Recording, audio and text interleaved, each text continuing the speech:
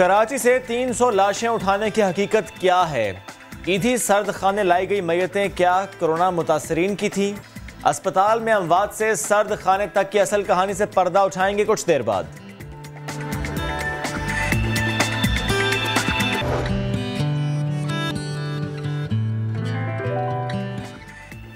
अस्सलाम वालेकुम and good morning. आप देख रहे हैं नया दिन। मैं हूं आपके साथ मोहम्मद शुएब और मैं हूं किरण आफ्ताब। हम कोरोना की बात करेंगे, हम कोरोना के माहौल में होने वाली सियासत की बात करेंगे। आज हम कोरोना पर सियासत की जा रही है इसकी बात करेंगे।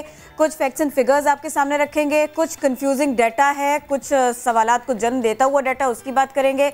लेकिन क्विकली मैं आपको बता देती हूँ, जब बहुत सारी ऐसी खबरें आ रही हैं जो तशवीश बढ़ा रही हैं, कहीं कहीं पर कुछ अहम मुलाकातें भी हो रही हैं, जैसे कि वज़ीर आला सिंध की मुलाकात हुई थी खालिद मकबूल सिद्दीकी साहब के साथ में, और उन्होंने ये कहा कि हम सूबे में नहीं, हम मुल्क में कोरोना ना हो, इसके लिए सारी की सारी कोशिशें करेंगे। अच्छे जुमलों का तबादला हुआ।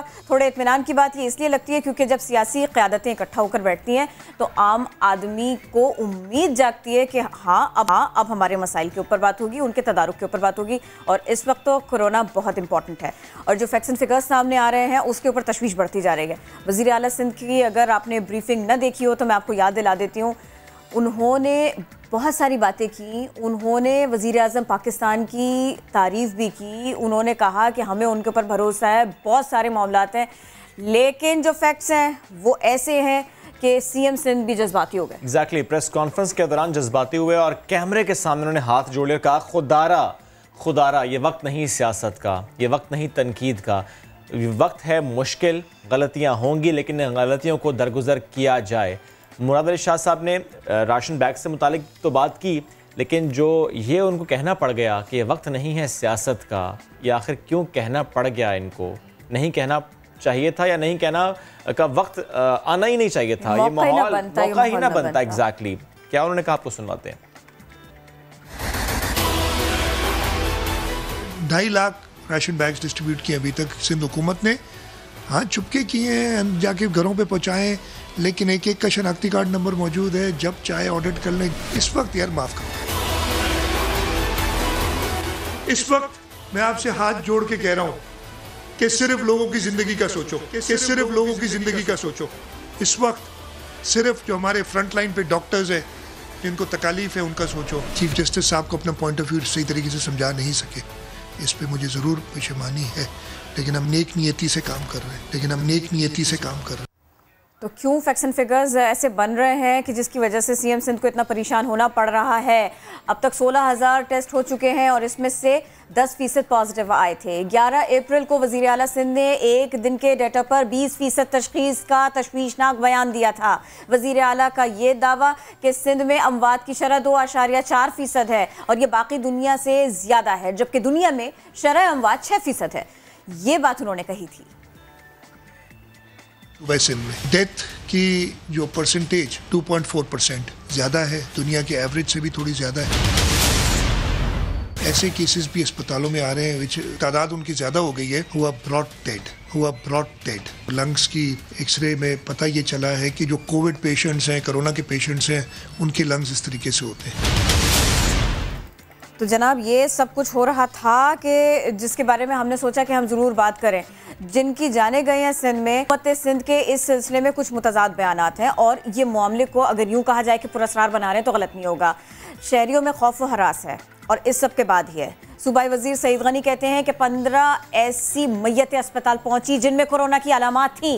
डॉक्टर्स के मुताबिक जिनका इंतकाल हुआ उनका कोरोना टेस्ट नहीं हो सकता। बड़ी कन्फ्यूजन है जनाब।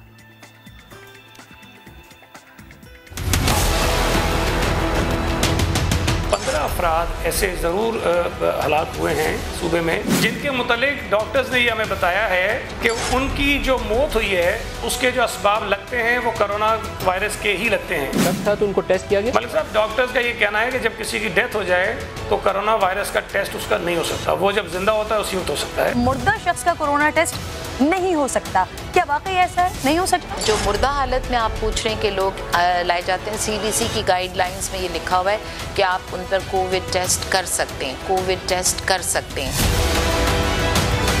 आप या तो साबित कर दें कि बाकी लोगों को कोरोना था तो यार लोगों के अंदर ये जो हिजानी कैफियत है उसको दूर करने में मदद करें। देखें, अब जो अखबार की खबर है वो मेरे गले में क्यों डालते हैं? जो 15 पेशेंट्स की बात है उसको मैं मान रहा हूँ कि हमें डॉक्टर्स ने बताया, हमें तो नहीं पता ना मेरे भाई, मैं तो डॉक्टर नहीं हूँ, मुराद अली शाह तो डॉक्टर नहीं है, मुर्जा आप तो डॉक्टर नहीं है। अगर हम रोजाना एक मीटिंग करते हैं जिसके अंदर एक्सपर्ट्स बैठते हैं, वो आगे हमें बताते हैं कि जी ये सूरत हाल है, अगर उनके बताने पर मैं यकीन ना करूँ और हलीम आदिल शेख के मानने पर यकीन कर लूँ तो फिर मुझसे बड़ा बेवकूफ़ कौन होगा? जनाब, ये सारी की सारी कॉन्वर्सेशन थी प्रोग्राम नदीम मलिक लाइव में। सईद गनी साहब ने क्या कहा ये आपने जान लिया। अब क्वेश्चंस कुछ इस तरह के बन गए हैं कि जिनका इंतकाल हो गया है उनका कोरोना टेस्ट हो सकता है, क्या वाकई ये सब कुछ मुमकिन है, और इस सारे मामले की हकीकत क्या है, हम इसी के ऊपर बात करेंगे। डॉक्टर अब्दुल बारी खान हमको ज्वाइन कर चुके हैं। अस्सलाम वालेकुम डॉक्टर साहब, कैसे हैं आप? ये सर आपसे भी हम बात करेंगे और इसके अलावा कुछ स्टैट्स के ऊपर ही, कुछ इस कन्फ्यूजन के ऊपर ही फैसल ईदी साहब भी हमको ज्वाइन करेंगे। आप दोनों को वेलकम करते हैं, लेकिन पहले डॉक्टर साहब आपसे सवाल करेंगे। ये फरमाइएगा, अब जो है ना कल रात से लेके अब तक में सारे के सारे लोग इस बात पर खासी तशवीश में मुब्तला हैं। एक तो ये कि वाकई ऐसे ही हो रहा है कि डेड बॉडीज़ भी आ रही हैं, बड़ी तादाद में आ रही हैं, तो उनमें कोरोना टेस्ट जो है ना वो पॉजिटिव, और फिर ये कि जिसका इंतकाल हो गया उसका कोरोना का टेस्ट हो सकता है या नहीं। सर इन दोनों का थोड़ा सा जवाब हमको क्लियर होकर के दीजिएगा, थोड़ा समझ में आए लोगों को। देखिए जी, एक तो ये है कि जी पिछले 3-4 दिन में कोई 5-6 पेशेंट ऐसे आए जो कि गैस करते हुए आए थे या डेड आए थे। तो हमने अपनी एक पॉलिसी रखी हुई थी कि जब भी ऐसे कोई केस आए जिसमें कोई क्लैरिटी नहीं हो तो उसका आप स्वाब ले लें, स्वाब ले लें और 1-2 घंटे के अंदर अगर लिया जाता है तो टेस्ट पॉजिटिव आ सकता है। तो हमारे 6 के 6 पेशेंट जो है ना, जो मेरे हॉस्पिटल इंडस में आए थे, उनमें ये कोरोना टेस्ट पॉजिटिव आया था। तो अब पॉजिटिव आया तो फिर उसके बाद उनकी फैमिली को ट्रेस किया गया, तो उसमें से भी कुछ लोगों को पॉजिटिविटी आ गई थी जिनको हमने आइसोलेट कर दिया। तो ये एक फिनोमेना हुआ है और इसके ऊपर हमने भी इसके ऊपर डिस्कस किया था कि हम कुछ चीज़ें जो है ना, जो कब्रिस्तान का डेटा भी लें और पिछले साल के डेटा को इस साल के डेटा से कंपेयर करें कि अनयूजुअली हाई डेथ्स तो नहीं हो रही। तो वो इस वजह से अगर ऐसी चीज़ हो रही है, क्योंकि ये मैं अपने हॉस्पिटल की बात कर सकता हूँ जहाँ पर ये आए हैं और हमारा हॉस्पिटल फ्रंट लाइन पे है, तो इसलिए हो सकता है बायस्ड हो जाए, लेकिन ये चीज़ें हो रही हैं तो हमको उसके लिए तो केयरफुल होना पड़ता है, उसको केयरफुल रखना चाहिए, उसको सीरियसली लेना चाहिए। ऐसा ना दें कि जैसे ये कोई जी एक इनफ्रीक्वेंट है, उसकी प्लानिंग आपके उसी हिसाब से होती है कि फिर आपको कैसे रिएक्ट करना चाहिए। डॉक्टर कैसे रिएक्ट करना चाहिए सर? इससे पहले कि थोड़ा गुफ्तगू आगे जाए ना, वो थोड़ा सा आप क्लियर कीजिए प्लीज। नहीं, मेरा कहने का मतलब ये था कि ये ऐसा है तो ये पॉलिसी बनानी चाहिए कि उनका स्वाब ले ले और स्वाब लेके टेस्ट के लिए भेज दे और फिर उसको जो जिस तरीके से इसको कंसिडर करें कि जैसे कि कोरोना की तरह जिस तरह उसकी वो बरियल का प्रोसेस है उसको फॉलो करें। और हमने यही किया था कि लोकल एडमिनिस्ट्रेशन को इन्फॉर्म किया और लोकल एडमिनिस्ट्रेशन आए, फिर उसको जो एक SOP बना हुआ है उसकी बरियल का उसी तरह किया गया। इन सब में सिम्टम्स ऐसे थे कि इनको सांस की तकलीफ हुई थी और लोग आ इसलिए भी रहे कि देखें, मैं लोगों से इल्तिजा है और उनसे रिक्वेस्ट है कि अगर कोई ऐसे सिम्टम्स पहले से आ जाए ताकि फिर प्रोबेबिलिटी ऑफ सेविंग लाइफ बढ़ जाती है। आप खा घर पे रख के कोई इसमें ऐसी कोई परेशानी की बात नहीं है। और मैं लोगों से रिक्वेस्ट करता हूँ कि जी आप लोग, ये लॉकडाउन का मतलब ये नहीं है कि हम कैद करना चाहते, लेकिन ये अपने बड़ों के लिए और अपने बच्चों की सेफ्टी के लिए जरूरी है घर के अंदर रहें, घर के अंदर रहें, खुदा के लिए घर के अंदर रहें। डॉक्टर साहब आप जी हमसे ये जो है ना, फिर हमारे अगर ये चीज बढ़ी तो फिर हमारे हाथों से निकल जाएगा। एक चीज और भी क्लियर करें डॉक्टर साहब, एक चीज और भी क्लियर करें, जिस पर डेड बॉडी लेकर आते हैं, कोई अपनी मैयत अपने किसी प्यारे की लेकर आए तो फिर उसके बाद में वो बड़ा डिस्टर्बिंग माहौल हो जाता है, फिर उसके बाद में वो लोग कोऑपरेट भी नहीं कर रहे होते। जी बिल्कुल, इसलिए हमको फेस करना पड़ा था कि बहुत सारे लोग लेके आए हैं और 100-150 लेकर तो वो जबरदस्ती करके जो है ना उसको ले जाते हैं, क्योंकि वो डेफिनेटली एक उनके लिए उनके किसी अजीज की मैयत हुई है और वो चाहेंगे कि उनको उसी तरीके से अपनाया जाए जैसे हमेशा किया जाता है, लेकिन और फिर लॉ एंड ऑर्डर सिचुएशन भी बन जाती है। सर ये 2 प्रॉब्लम्स हो गए। एक तो ये कि जब सिम्टम्स थे तो उस वक्त पेशेंट को लेकर आए नहीं, कोरोना का टेस्ट करवाया नहीं। दूसरा फिर ये हो गया कि जिस वक्त मैयत हो गई तो उस वक्त भी ना तो डेटा इकट्ठा करने दिया ना कोई टेस्ट करने दिया। डॉक्टर साहब, लेकिन मैं चाह रहा था कि जो आपने बताया कि 4 से 6 पेशेंट्स लाए गए थे, पेशेंट्स थे या दे वर ब्रॉट डेड? देखिए, इसमें से दो तो ऐसे थे कि जो कि ब्रॉट डेड थे और तो बस वो फासला भी ज़्यादा नहीं था तो इसका विद इन एन आवर वो पहुंच चुके थे। और दूसरे जो थे वो गैस करते हुए बड़ी सीरियस कंडीशन में आए थे और आधा घंटा 1.25 घंटे के अंदर वो इमरजेंसी में ही उनकी डेथ हो गई थी। तो ये एक अलार्मिंग सिचुएशन है, इसीलिए और डॉक्टर साहब ये जो पेशेंट्स आए थे, इनको कोई और बीमारी भी थी? मतलब कुछ को हो सकता है कि एक तो ज्यादातर एजेड थे, एज ज्यादा थी, मतलब 60 70 70, हाँ मेजॉरिटी थी। एक शायद यंग था विच वाज 40, बाकी सब जो है ना 5। और इन सब को कोई और बीमारी थी, कोई और मसला भी था? उस वक्त जो सिचुएशन कुछ की तो पता लग सकती थी, लेकिन जनरली क्योंकि वो एक सीरियस कंडीशन में आए हैं तो उनको आपको जो है ना इमरजेंसी में आप उनको संभाल रहे होते हैं, उनकी इमरजेंसी ट्रीटमेंट। लेकिन डॉक्टर साहब जो लवाहिकीन होते हैं उनसे ज़ाहिर है जब पूछा तो जाता है कि इनकी मेडिकल हिस्ट्री क्या है, मैं उससे मुतालिक जानना चाह रहा हूँ। कुछ की थी कि जिसको किसी कार्डियक होगी या किसी की कोई प्रॉब्लम थी, कुछ की, लेकिन सबकी नहीं थी ऐसी की कोई हिस्ट्री होता था। अच्छा डॉक्टर साहब, there could be a reason कि क्योंकि ओपीडीज बंद हैं और लोग घबरा भी रहे हैं हॉस्पिटल जाने से, ट्रीटमेंट उस तरीके से हो भी नहीं रहा, उस तरीके से उनको फैसिलिटेट किया भी नहीं जा रहा और ज़्यादा घबराहट भी है। ये भी रीजन है कि जो ऑलरेडी बीमार है ज्यादा जो है ना घबराहट है, ज्यादा घबराहट का मामला है, क्योंकि इमरजेंसीज खुली भी हैं, ओपीडीज भी कुछ जगहों पर खुली भी हैं, तो हमारा इमरजेंसी का रेशियो बढ़ गया है, जिसपे जो आम मर्ज भी हैं वो लोग भी आ रहे हैं, तो उसकी हमने एक ट्रियाज सिस्टम बना दिया है शुरू में ही, ताकि उनको ट्रियाज कर दिया जाए, किसको वहाँ भेजना है, किसको वहाँ भेजना है। तो इसी हिसाब से, क्योंकि ये लोगों को समझना चाहिए कि जी हॉस्पिटल हैं जो कि खुले हुए हैं, इमरजेंसी सबकी खुली हुई है, तमाम अस्पताल की इमरजेंसी खुली हुई है। डॉक्टर साहब प्लीज साथ रहिएगा हमारे, फैसल इदी साहब भी हमारे साथ हैं, तो फिर हम ना उनसे भी उनको भी शरीक करते हैं गुफ्तगू में। फैसल इदी साहब, मैं समाजी रवैयों के ऊपर बाद में बात करूंगी जिनका अब हमें सामना करना पड़ रहा है। पहले ज़रा हमें ये बताइएगा, डेड बॉडीज आए और वो कोरोना ही के सिम्टम्स के साथ थी या फिर ये डायग्नोसिस हो जाना, फिर उनकी फैमिली, ये सारे का सारा मामला कल से आज तक में बहुत सारी जो है ना वो सवाल हैं। प्लीज़ आप थोड़ा सा आप बताइए, आपकी मालूमात क्या है सिलसिले में? देखें जो है, एक तो इनके टेस्ट बहुत कम हो रहे हैं तमाम सूबों के अंदर, इसकी वजह से जो है वो अंदाज़ा लगाना कि इसको कोरोना है या नहीं मुश्किल है। और नंबर ऑफ डेड बॉडीज हमारे मराकीज में जो है वो ज़्यादा लाई जा रही हैं अब, इस पिछले साल के रेशो के हिसाब से कितनी ज्यादा? 60 से 70% मैयत। यानी लास्ट ईयर जो मार्च अप्रैल में डेड बॉडीज लाई गई थी, इस दफा मार्च और अप्रैल का भी आधा महीना गुजर गया, 70% ज्यादा डेड बॉडीज लाई गई हैं।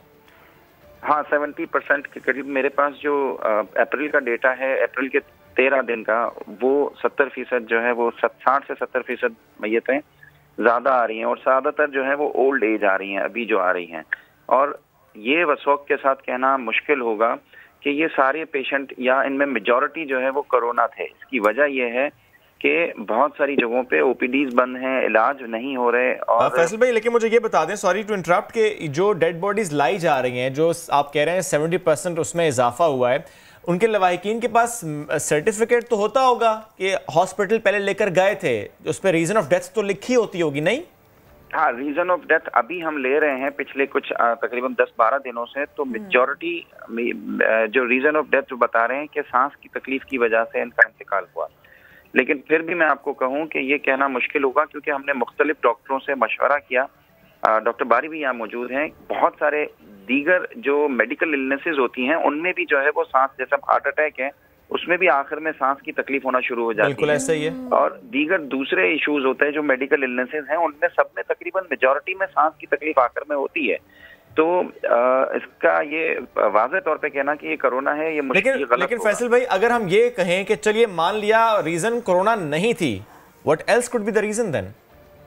देखिए, बहुत सारी मेडिकल इलनेसेस हैं जिसमें सांस की तकलीफ होती है, और यहाँ पे चूंकि मैं बात करूं कि जो रेट में इजाफा हुआ है उसकी रीजन फिर और क्या हो सकती है? मैं यही तो कह रहा हूँ आपको कि इलाज नहीं हो रहा, इलाज नहीं हो रहा तमाम अस्पतालों में, और लोग घबरा भी रहे हैं। लेकिन फैसल भाई, ये बिल्कुल ये बड़ा इंपॉर्टेंट पॉइंट है कि जाहिर है ओपीडीज कहीं पर खुली हैं, कहीं पर अगर नहीं भी खुली, लेकिन बहरहाल इमरजेंसी सर्विसेज तो हैं, लोग वहां जा भी नहीं, जाना चाहिए, लेकिन जाहिर है एक घबराहट लोग अवॉइड करते हैं हॉस्पिटल जाने से। लेकिन मुझे ये बताएं, 13 अप्रैल तक का डाटा आप शेयर कर रहे हैं, 14 और 15 तारीख, इससे मुताल्लिक कुछ आपने देखा, कुछ अनयूजुअल हुआ? एक तो इजाफा हुआ है, और जो मतलब इंतकाल हो रहे हैं लोग, उनमें वो ओल्ड एज हैं ज़्यादातर, जो कॉम्प्रोमाइज होते हैं, जिनको ऑलरेडी हिस्ट्री होती है बीमारियों की, वो लोग जो है वो सबसे ज़्यादा लिस्ट में है। ठीक है डॉक्टर बारी, आप प्लीज़ इसके अंदर ना एक पैगाम ज़रूर ये दे दीजिए, क्योंकि लोग ध्यान से सुन रहे हैं। डॉक्टर्स के पास जाएं, ऐसा नहीं करें कि एक प्रॉब्लम आ गया है सामने तो वो उसको खींचे चले जा रहे हैं, क्योंकि मुझे ऐसा लग रहा है कि कहीं ना कहीं ये बड़ा प्रॉब्लम बन रहा है, इसकी वजह से सिचुएशन कॉम्प्लिकेट कर रही है। डॉक्टर साहब ऐसे ही है? जी बिल्कुल, मैं कल भी मैंने किसी मीडिया पे कहा था कि देखें, खुदा के लिए अपने वालिदैन के लिए, अपने वालिदैन की सेहत के लिए, अपने बच्चों के लिए खुदारा अपने आप को अपने घर में बंद रखें।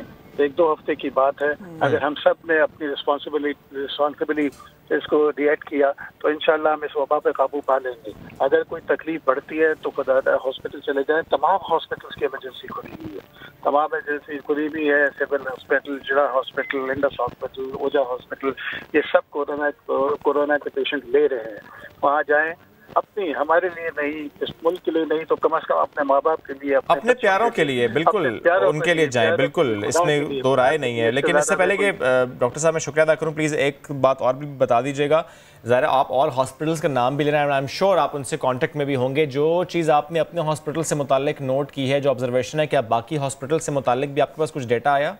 मैंने जिना हॉस्पिटल का तो सुना था और उन्होंने बताया भी था, और बाकी हॉस्पिटल्स पे इतना ज़्यादा मेरी आज मेरे ख्याल में हम लोग साथ ये हमारी सारी जो एडमिनिस्ट्रेशन आपस में मिल रहे हैं, अपने अपने एक्सपीरियंसेस को शेयर कर रहे हैं ताकि एक दूसरे से सीखें और हम एक कोलैबोरेशन रखें ताकि। ठीक, बहुत शुक्रिया डॉक्टर बारी, आप साथ मौजूद थे। फैसलीदी साहब आप साथ मौजूद थे और इससे मुताल्लिक गुफ्तगू कर रहे थे। और वाकई एक रीज़न ये है, ओपीडीज खुली हों या बंद हों, एमरजेंसी सर्विसेज में रश तो है लेकिन लोग घबरा रहे हैं। घबराना नहीं है।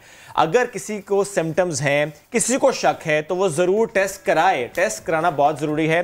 कैपेसिटी कम ही सही लेकिन टेस्ट हो तो रहे हैं। पाकिस्तान के लिमिटेड रिसोर्सेज में रहते हुए टेस्ट जितने हो रहे हैं, वो टेस्ट अगर हम देखें, मैं खुद भी गया था और मैंने ड्राइव थ्रू टेस्ट की जो फैसिलिटी थी उससे मुतालिक नाज़रीन को बताया था, तो टेस्ट कम ही सही लेकिन हो रहे हैं। तो आगे सिम्टम्स को सीरियस लेना आप लोगों का काम बिल्कुल है। अपने लिए, अपने प्यारों के लिए आप जरूर टेस्ट कराएं, क्योंकि अगर एक शख्स बर वक्त टेस्ट करा लेगा और अगर टेस्ट उसका आता है नेगेटिव तो वो खुद भी सेव है और उसकी वजह से आसपास के लोग भी सेव, और अगर उसका पॉजिटिव आता है तो फौरन ट्रीटमेंट हो जाएगा। और ये जो आपने एफर्ट की थी ना, तो ये क्योंकि शुएब का पॉजिटिव नहीं आया था इसीलिए यहाँ पर है। ये सारे के सारे लोगों को जो है ना स्ट्रेस से इन्होंने खुद भी इस तरह से निकाला, अपनी फैमिली को भी और अपनी टीम को भी। एनीवेज बढ़ते हैं। एंड प्लीज मैं एक बात और मेंशन करना चाहती हूँ कि ये तो गाड़ी में चले गए थे, अगर आप बाइक पर भी जाएंगे तो वो आपको वैसी फैसिलिटी, रिक्शे पे भी जाएंगे तब भी टेस्ट होगा। Only thing you need to do is कि आपने कॉल करनी है, अपॉइंटमेंट लेनी, टेस्ट करना। ये तो एक फैसिलिटी से मुताल्लिक है, दीगर फैसिलिटीज में भी अच्छा मसाइल हैं, लिमिटेड हैं, लेकिन टेस्ट कराइए। सोशल डिस्टेंसिंग को थ्रू रखते हुए ध्यान में जाइएगा। डिस्टेंस बड़ा कम रह गया ब्रेक के साथ में हमारा, तो फौरन ब्रेक लेते हैं। Okay, welcome back. दुनिया भर और पाकिस्तान, कोरोना के स्टैट्स क्या हैं? पहले करते हैं पाकिस्तान की बात। पाकिस्तान में कोरोना के मजीद 324 केसेस रिपोर्ट हुए हैं। सिंध से 150, पंजाब से 70, बलूचिस्तान से 41 केस सामने आए हैं। खैबर पख्तूनख्वा से 50, इस्लामाबाद से 9 और गिलगित से 3 केसेस रिपोर्ट हुए हैं। वैसे अच्छी खबर आपको दे दूं तो चित्राल, वहां से एक भी केस अब तक रिपोर्ट नहीं हुआ है। पाकिस्तान में अब तक के कोरोना केसेस की तादाद 6300 हो चुकी है। पाकिस्तान में एक्टिव कोरोना केसेस 4539 हैं, जबकि 1643 अफराद सेहतयाब हो चुके हैं। इन्होंने दी है कोरोना को शिकस्त। हीरोज हैं, सर्वाइवर्स हैं और ये मोटिवेशन भी हैं। कोरोना से अगर हम अमवात की बात कर लें, उसके स्टैट्स आपके सामने रखें तो 118 हो चुकी है। पंजाब में कोरोना केसेस 3016 तक पहुंच चुके हैं। सिंध में कोरोना केसेस की तादाद 1668 हो चुकी है। खैबर पख्तूनख्वा में कोरोना केसेस 915, बलूचिस्तान में 281 हो चुके हैं। इस्लामाबाद में 140, गिलगित बल्तिस्तान में 237, आज़ाद कश्मीर में 43 कोरोना केसेस सामने आए हैं। अच्छा देखिए, अब इससे पहले कि हम दुनिया भर के स्टैट्स पर जाए, मैं एक ख़बर शामिल कर लेती हूँ। थोड़ा सा इसके ऊपर बात करना बहुत ज़रूरी है, तो फिर उसके बाद में हम आपको दुनिया भर में क्या हो रहा है ये भी बताएंगे। IMF के एग्जीक्यूटिव बोर्ड का इजलास आज वाशिंगटन में होगा। ये बहुत अहम मामला है क्योंकि इसमें पाकिस्तान के लिए 1.4 अरब डॉलर्स इजाफी कर्ज की मंजूरी दी जाएगी। ये मामला ज़ेर बहस आएगा और मंजूरी मिल जाए इस बात का इम्कान है। पाकिस्तान ने कोरोना से निपटने के लिए फ़ंड्स की दरख्वास्त कर रखी थी। अब पाकिस्तान को रैपिड फाइनेंसिंग इंस्ट्रूमेंट की मद में फ़ंड्स मिलने की उम्मीद है।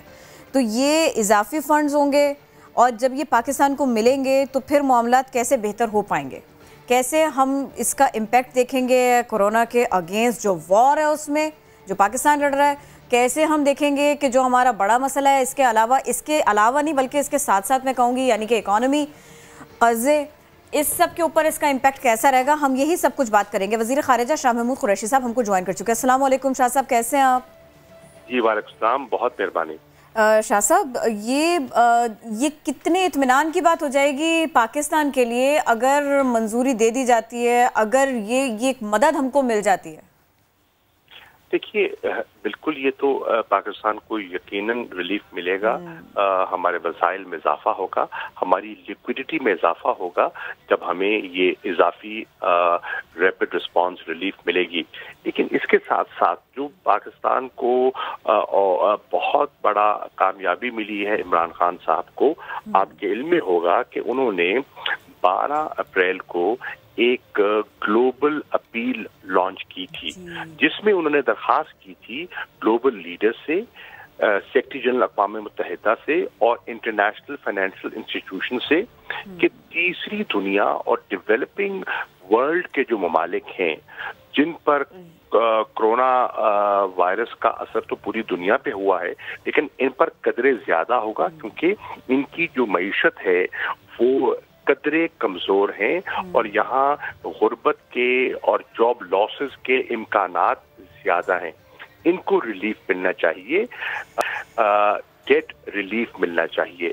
उनका डेट अगर रिस्ट्रक्चर हो जाता है तो वो अपने वसाइल खर्च कर सकेंगे लोगों की जानों को बचाने के लिए और अपने हेल्थ केयर सिस्टम को मजबूत करने पे ये रकम खर्च कर सकेंगे। अब ये हमने गुजारिश की थी उनसे, प्राइम मिनिस्टर ने अपील लॉन्च की थी, सब खतूत लिखे थे और इससे पहले 22 मार्च को मैंने खतूत लिखे थे और यूरोपियन यूनियन के वज़ीर ख़ारिजा से दरख्वास्त की थी डेट स्ट्रक्चरिंग की। पाकिस्तान की ये कोशिशें रंग ले आई हैं और G20 ममालिक जो कि बेशतर ममालिक वो हैं जो फंड करते हैं IMF को, वर्ल्ड बैंक को, इन इदारों को और उन पर उनकी नजर रखते हैं, उन्होंने हमारे इस प्रपोजल को कबूल किया है। सेक्रेटरी जनरल ने इंडोर्स किया है, IMF ने, वर्ल्ड बैंक ने उसकी तायीद की है और अब इससे 76 ममालिक बशमूल पाकिस्तान इससे मुस्तफीद होंगे। उन्हें डेट रिलीफ मिलेगा और वो जो रिलीफ मिलेगी वो पैसा वो अपने लोगों पर और अपनी मईशत को स्टिमुलस देने पर और जाने बचाने पर खर्च कर सकेंगे। ये एक बहुत बड़ी इकोनॉमिक डिप्लोमेसी की कामयाबी है और मैं वजीर आजम को मुबारकबाद देता हूँ। अच्छा, ये वाकई आप सही फरमा रहे हैं, ये देखा भी गया, इसका इंशाल्लाह ताला असर भी वैसे ही आएगा जैसे आप लोग एक्सपेक्ट कर रहे हैं। ये फरमाइएगा, अगर हमें ये पता चले कि WHO को जो फंड्स मिलते हैं, जो उनको हेल्प मिलती है जिससे वो सारी दुनिया को हेल्प करते हैं, उसमें कटौती होने जा रही है, ये कितनी बुरी खबर है? यकीनन ये अच्छी खबर नहीं है और आपने देखा होगा इस खबर के बाद बहुत से ग्लोबल लीडर्स ने सदर ट्रंप से दरखास्त की है कि इस वक्त जो दुनिया को जोड़ने की जरूरत है, एक दूसरे के साथ खड़े होने की जरूरत है और वो अपने इस फैसले पर नजरसानी करें। और शाह साहब एक बात और भी बता दीजिएगा, अब देखिए चूंकि इतने सारे मौज़ूआत पे बात हो रही है, कोरोना जो है ना वो मुस्लिम है, वो ट्रीट नहीं किया जा सकता, और कोरोना जो हिंदू है उसको ट्रीट करेंगे, उसको बचाने की कोशिश करेंगे। मेरे ख्याल से आपको अंदाज़ा होगा कि मैं भारत की बात कर रही हूँ। सर, कोरोना को दुनिया का मसला कहा जा रहा है, लेकिन बहुत अफसोसनाक रवैये, बहुत अफसोसनाक फुटेजेस हैं कि जो वहाँ से सामने आ रही हैं। मैं आपका कमेंट उस पर चाह रही थी सर। देखिए, भारत बदकिस्मती से इस वक्त जो वहाँ हुकूमत है ना, भारत में बहुत अच्छे लोग हैं, बहुत पढ़े लिखे लोग हैं और एक बड़ी अच्छी सोच रखने वाले भी करोड़ों लोग हैं, लेकिन इस वक्त जो गालिब है वहाँ वो है हिंदुत्वा सोच की बीजेपी गवर्नमेंट। और उनकी तंग नजरी अब आया हो चुकी है। जिस तरह आपने देखा कि मकबूजा कश्मीर में जो जुल्म कर रहे हैं आपके सामने है। सिटीजन अमेंडमेंट एक्ट के जरिए जो उन्होंने मुसलमानों को निशाना बनाया, अकलियतों को निशाना बनाया, जो दिल्ली में खून खराबा आपने देखा आपकी नजर के सामने है। तो इस किस्म के तासुबात, इस किस्म की तंग नजरी का वो मुसलसल मुजाहरा कर रहे हैं और मैं समझता हूँ अपनी जगह हसाई कर रहे हैं। लेकिन उसके लिए फिर हम क्या कर रहे हैं? उसके लिए फिर सिक्योरिटी काउंसिल क्या कर रही है? उसके लिए जिसको जो करना चाहिए वो क्या कर रहा है? हम मुस्करा रहे हैं और हम देख रहे हैं कि वो अपने ही खोदे हुए गड्ढे में खुद गर्क होने वाले हैं। सही। शाह साहब, मैं अब एक और मामले की तरफ आपकी तवज्जो दिलाना चाह रहा हूँ। ज़ाहिर है उस पर काम तो हो रहा है, मैं ये नहीं कह रहा कि काम नहीं हो रहा। ज़ाहिर है मुश्किल की घड़ी है और जितने पाकिस्तानी इस वक्त दीगर ममालिक में और जो भी मुतासर पाकिस्तान वापस आना चाहते हैं उससे मुतालिक ज़ाहिर है देयर इज़ अ प्लान कि पहले कौन वापस आएगा फिर कौन आएगा। थोड़ा शेयर कर सकते हैं कि आइंदा आने वाले एक हफ्ते में या 10 दिन में क्या प्लान है? कितने पाकिस्तानी वापस अपने मुल्क पहुंच जाएंगे? देखिए, हमारा पहला फेज था, फिर हमारा दूसरा फेज था और इंशाल्लाह 20 तारीख से हमारे तीसरे फेज का आगाज होगा और ये 3 मई तक चलेगा। हमने बतदरीज लोगों को वापस लाने की अपनी कुव्वत में इजाफा किया है। पहले हम 2-2 हज़ार के करीब ला रहे थे और अब इंशाल्लाह 20 मई से जो हमारा फेज 18 अप्रैल से जो हमारा फेज शुरू होगा उसमें हम 6 से 7 हज़ार लोगों को ला सकेंगे। उस फेज में जो शाह साहब लोग लाएंगे वो कौन होंगे? उनमें देखिए, उसमें आने को तो हजारों लोग हैं, लेकिन हमारी पहली तरजीह होगी, पहली प्रायोरिटी होगी वो जो ट्रांजिट में फंसे हुए थे, नंबर 1, और दूसरा जिनके वीजा एक्सपायर कर रहे हैं 2, और फिर उसके बाद हमारी प्रायोरिटी होगी जिनको ले ऑफ कर दिया गया है। अच्छा शाह साहब, हमने 2-4 रोज़ पहले मुख्तलिफ ममालिक में जो पाकिस्तानी फंसे हुए हैं उनसे बात की थी और कुछ ममालिक में तो जो ऑफिस है, फॉरेन ऑफिस है, वो तो बड़ा अच्छे तरीके से काम कर रहा है, बट कुछ ममालिक में उस तरीके से काम हो नहीं रहा। तो आप इसको देख रहे हैं? देखिए, बिल्कुल देख रहा हूँ। उनको हिदायत भेजी हैं, उनसे दरख्वास्त की है कि इस मुश्किल में पाकिस्तानियों का साथ दीजिए। वो अपने कहीं कोशिश कर रहे हैं। अब हमारे कुछ मिशन ऐसे भी हैं जिनको लोगों को एहसास होना चाहिए, जो 2 मैन मिशन है, सिर्फ 2 लोग हैं, उनके वसाइल महदूद हैं, तो वो बेचारे अपनी बसाहत के मुताबिक कोशिश कर रहे हैं, लेकिन मजीद वो इंशाल्लाह कोशिश करेंगे। यकीन जाने हम अपनी कौम के साथ खड़े हैं, दफ्तर खारजा उनके साथ खड़ा है और बिल्कुल कोशिश करेगा जितना फैसिलिटेट किया जा सके। शाह साहब बहुत शुक्रिया, साथ मौजूद थे आप और इस सिलसिले में हमसे गुफ्तगू करते। बढ़ गए दुनिया भर में कोरोना से हलाकतों की तादाद 1,34,610 हो चुकी है। दुनिया भर में जो इससे मुतासर हैं उनकी तादाद 20,83,237 हो गई है, जबकि 5,10,329 मरीज ऐसे हैं जो सेहतयाब हुए हैं। अमेरिका की अगर बात कर लें, कोरोना वायरस से हलाकतें 28,000 पहुंच गई हैं, 28,529 टू बी स्पेसिफिक। फ्रांस में मजीद 1,438 हलाकतें हुई हैं, जिसके बाद तादाद 17,167 हो चुकी है। बरतानिया में कोरोना से मजीद 761 हलाकतें हुई हैं, जिससे तादाद 12,868 हो चुकी है। इटली में कोरोना से मजीद 578 हलाकतें हुई हैं और तादाद 21,645 तक पहुंच गई है। स्पेन में मजीद 457 हलाकतों के बाद तादाद 18,712 हो चुकी है। लेकिन चूंकि अमेरिका की जो सिचुएशन है वो बड़ी तेज़ी के साथ में बिगड़ रही है, कोरोना बड़ी तेज़ी के साथ में फैल रहा है, तो अब इसी सब के ऊपर बात करना भी बहुत ज़रूरी हो गया। न्यूयॉर्क, यहाँ कई लोगों का रोज़गार गया, कई लोग ऐसे भी हैं कुछ आसपास के इसके एरियाज़ में कि जिनके पास में वो मेडिकल फैसिलिटी भी नहीं है, और जिनके पास मेडिकल फैसिलिटी है तो वहाँ इतना ज़्यादा दबाव है कि फिर वो उसको पूरी तरह से अवेल भी नहीं कर सकते। तो इस बिगड़ती हुई सिचुएशन पे, और ये जो एक आम पाकिस्तानी को और बहुत सारे लोगों को ऐसा लगता है कि अमेरिका में सॉल्यूशंस होते हैं बहुत ज़्यादा, तो वहाँ पे इसका अनकंट्रोलेबल हो जाना ये भी तशवीश को बढ़ा रहा है। इसी बारे में हम बात कर लेंगे, ताज़ा सिचुएशन क्या है उसके बारे में बात कर लेंगे। Incharge corona unit New York doctor Ejaz Ahmed हमको ज्वाइन कर चुके हैं। अस्सलाम वालेकुम डॉक्टर साहब, कैसे हैं आप? जी वालेकुम अस्सलाम, मैं ठीक हूँ, आप कैसे हैं? अल्हम्दुलिल्लाह। सॉरी डॉक्टर साहब, आपको थोड़ा सा इंतज़ार कराना पड़ा, यहाँ से कुछ मसाइल थे उसकी वजह से। अब ज़रा ये फरमाइएगा, हम लोग कुछ ख़बरें भी देख रहे थे, कुछ स्टैट्स भी देख रहे थे, सर्द खाने नए बनाने पड़ रहे हैं, कोल्ड स्टोरेज को उसके तौर पर यूज़ करना पड़ रहा है, डेड बॉडीज़ बढ़ती चली जा रही हैं। ये बहुत परेशानी की बात है, जो लोग वहाँ बसते हैं उनके लिए भी, बल्कि दुनिया भर के लिए भी। आप हमें थोड़ा सा बताएंगे कि ये बेकाबू क्यों है कोरोना आपके यहाँ अमेरिका में इस कदर? जी, अमेरिका में जो शुरू केसेस हुए हैं, पहले 3 महीने हमने इसकी कोई स्क्रीनिंग नहीं की और कोई चेक नहीं किया।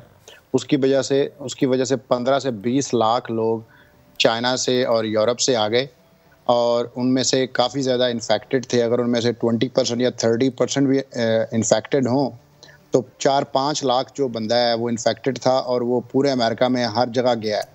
और कोरोना वायरस एक ऐसा है कि जब अगर एक फैमिली में एक बंदे को होता है तो फिर सबको होता है। It's very contagious. जिस तरह फ्लू जो है वो एक बंदे से 2 को या 3 को होता है, ये 10 या 15 या 20 को हो जाता है और 4 या 5 दिनों में ये 2-3 हज़ार लोगों को हो जाता है। ये इस तरीके से फैलता है। तो अमेरिका में अगर कोई एक शहर में अगर आप 10 केस पकड़ेंगे तो उसका मतलब है कि वहाँ पे कोई 40,000 केसेस हैं। That's how it is. और अभी एक यहाँ पे 3 मिलियन जो कि 30 लाख लोगों के टेस्ट हुए हैं, उनमें से 6 लाख पॉजिटिव हैं। अगर आप सिर्फ 30 लाख के अगर आपने चेक किए हैं, अगर आप 320 लाख लोगों के करेंगे जो कि 30 करोड़ से ज़्यादा लोग हैं, तो उनमें से 3 करोड़ या इससे भी ज़्यादा लोग जो हैं वो पॉजिटिव हो सकते हैं। अभी तो टेस्ट ही नहीं इतने हो रहे। सर टेस्ट, हालांकि अगर हम कंपेयर करें किसी और मुल्क से तो अमेरिका में टेस्ट तो हो रहे हैं, लेकिन जिस तरह आप भी कह रहे हैं कि ये भी नाकाफ़ी है, तो सर अगर हम इसको अप्लाई करें पाकिस्तान पर, ज़ाहिर है पाकिस्तान से मुताल्लिक़ भी चीज़ें देखते तो होंगे। कंसिडरिंग आर लिमिटेड रिसोर्सेज, सिर्फ 74,000 टेस्ट हुए हैं सर, आपको लगता है ये काफ़ी है? क्योंकि जो गलती है अमेरिका ने की है वो गलती अब हम भी तो कर रहे हैं, हम टेस्टिंग नहीं कर रहे। जी देखें, इस वायरस का जो और उसको रोकने का और एक ही तरीका है कि इसका टेस्ट किया जाए। हर बंदे का यहाँ पे, जिस तरह चाइना ने बहुत और साउथ कोरिया ने टेस्ट किए, ड्राइव थ्रू, सड़क के ऊपर, ग्रोसरी स्टोर में, हर जगह टेस्ट हुए। बहुत ज़्यादा आप टेस्ट, जितना आप ज़्यादा टेस्ट करेंगे आपको पता चलेगा कि किसको इन्फेक्शन है और किसको नहीं है। जिसको नहीं है वो काम पे जाए, जिसको है उसका आप ट्रीटमेंट करें। चूंकि लेकिन प्रॉब्लम यह है इतने टेस्ट हो नहीं रहे। पूरी दुनिया में जो रिएजेंट्स होते हैं, जो सोल्यूशन होता है, जिसका टेस्ट होता है, वो शार्ट है। अमेरिका में वो नहीं बनता, वो डिफरेंट मुल्कों से आता है। फिर जो स्वाब होता है जो नाक में डालते हैं या गले में, वो उसकी शार्टेज है और पूरी दुनिया में ये शार्टेज चल रही है। और जब इतना ज़्यादा वायरस इतनी ज़्यादा तेज़ी से फैलेगा, इतने लाखों लोगों को एक ही वक्त में टेस्ट करने की ज़रूरत पड़ेगी, तो वो टेस्ट नहीं हो रहे। लेकिन टेस्ट करने की ज़रूरत है, फैक्ट्रियां बनाने की ज़रूरत है, वो स्वैब बनाने की ज़रूरत है, वो रिएजेंट्स बनाने की ज़रूरत है। Everything should be made. और ये दिनों में नहीं हो सकता, ये दिनों में नहीं हो सकता। अगर चाइना ही के जैसे चले तो हो सकता है हफ्तों में कर पाए, महीना 2 महीना में कर पाए। मुझे ये बताइएगा, जिस किल्लत का सामना पूरी दुनिया को है, तो फिर उसके बाद में सोल्यूशन क्या रह जाता है? हम टेस्टिंग के ऊपर नहीं जा पा रहे, आपके यहाँ भी प्रॉब्लम है, अमेरिका में प्रॉब्लम है, तो मुझे फिर ज़रा इसकी रोशनी में बताइए कि अगर टेस्टिंग कोई कंट्री, चलिए हम पाकिस्तान की मिसाल ले लेते हैं, पाकिस्तान नहीं कर पा रहा, फिर अब रह के जाते हैं करने के लिए, फिर कोरोना के ऊपर कैसे कंट्रोल कर सकते हैं? जी, इसके एक तो सोशल डिस्टेंसिंग जो है, जिस तरह शुरू में अमेरिका में ये जो एपिडेमियोलॉजिस्ट ने मॉडल बनाया था कि 2 से 3 लाख लोग जो हैं वो मर जाएंगे विद इन 3 to 4 months, लेकिन यहाँ पे जो सोशल डिस्टेंसिंग की, क्या अपने घरों में रहें, 6 फीट के दूर पे रहें और मास्क पहने, तो उससे ये हुआ है कि अभी जो डेथ हैं वो इतनी नहीं हुई। तो उसकी वजह से हमने कंट्रोल किया। इसका हल यही है। और जो आप कह रही हैं लॉन्ग टर्म प्लान, इसका 2 महीने 3 महीने या साल का प्लान नहीं है। लोग यहाँ पे ये कह रहे हैं कि 3 साल का प्लान बनाएं। अमेरिका में इस चीज़ के ऊपर फोकस हो रहा है कि 3 साल का प्लान बनाएं। इसको किस तरीके से आहिस्ता आहिस्ता आइसोलेशन की जाए, टेस्ट किए जाएं, कांटेक्ट ट्रेसिंग की जाए। अगर एक बंदे को हुआ है तो वो किससे हुआ है, उसको किससे हुआ है, उसको ट्रेस किया जाए। ट्रेस किया जाए, ये तो बहुत जरूरी है, क्योंकि ट्रेस करेंगे और जितनी जल्दी ट्रेस करेंगे, जितनी जल्दी टेस्ट कर लेंगे, उतनी जल्दी लोकेट हो जाएगा। सर, अमेरिका में जो टेस्ट हो रहा है एक ही तरीकेकार से हो रहा है, वही स्वैब टेस्ट है, या कुछ और तरीकेकार भी अप्लाई किए जा रहे हैं टेस्टिंग के? 2 किस्म के टेस्ट जो होते हैं, एक है PCR जो कि एक्चुअल आप वायरस को देखते हैं, वायरस का जो RNA होता है, और एक टेस्ट होता है एंटीबॉडी।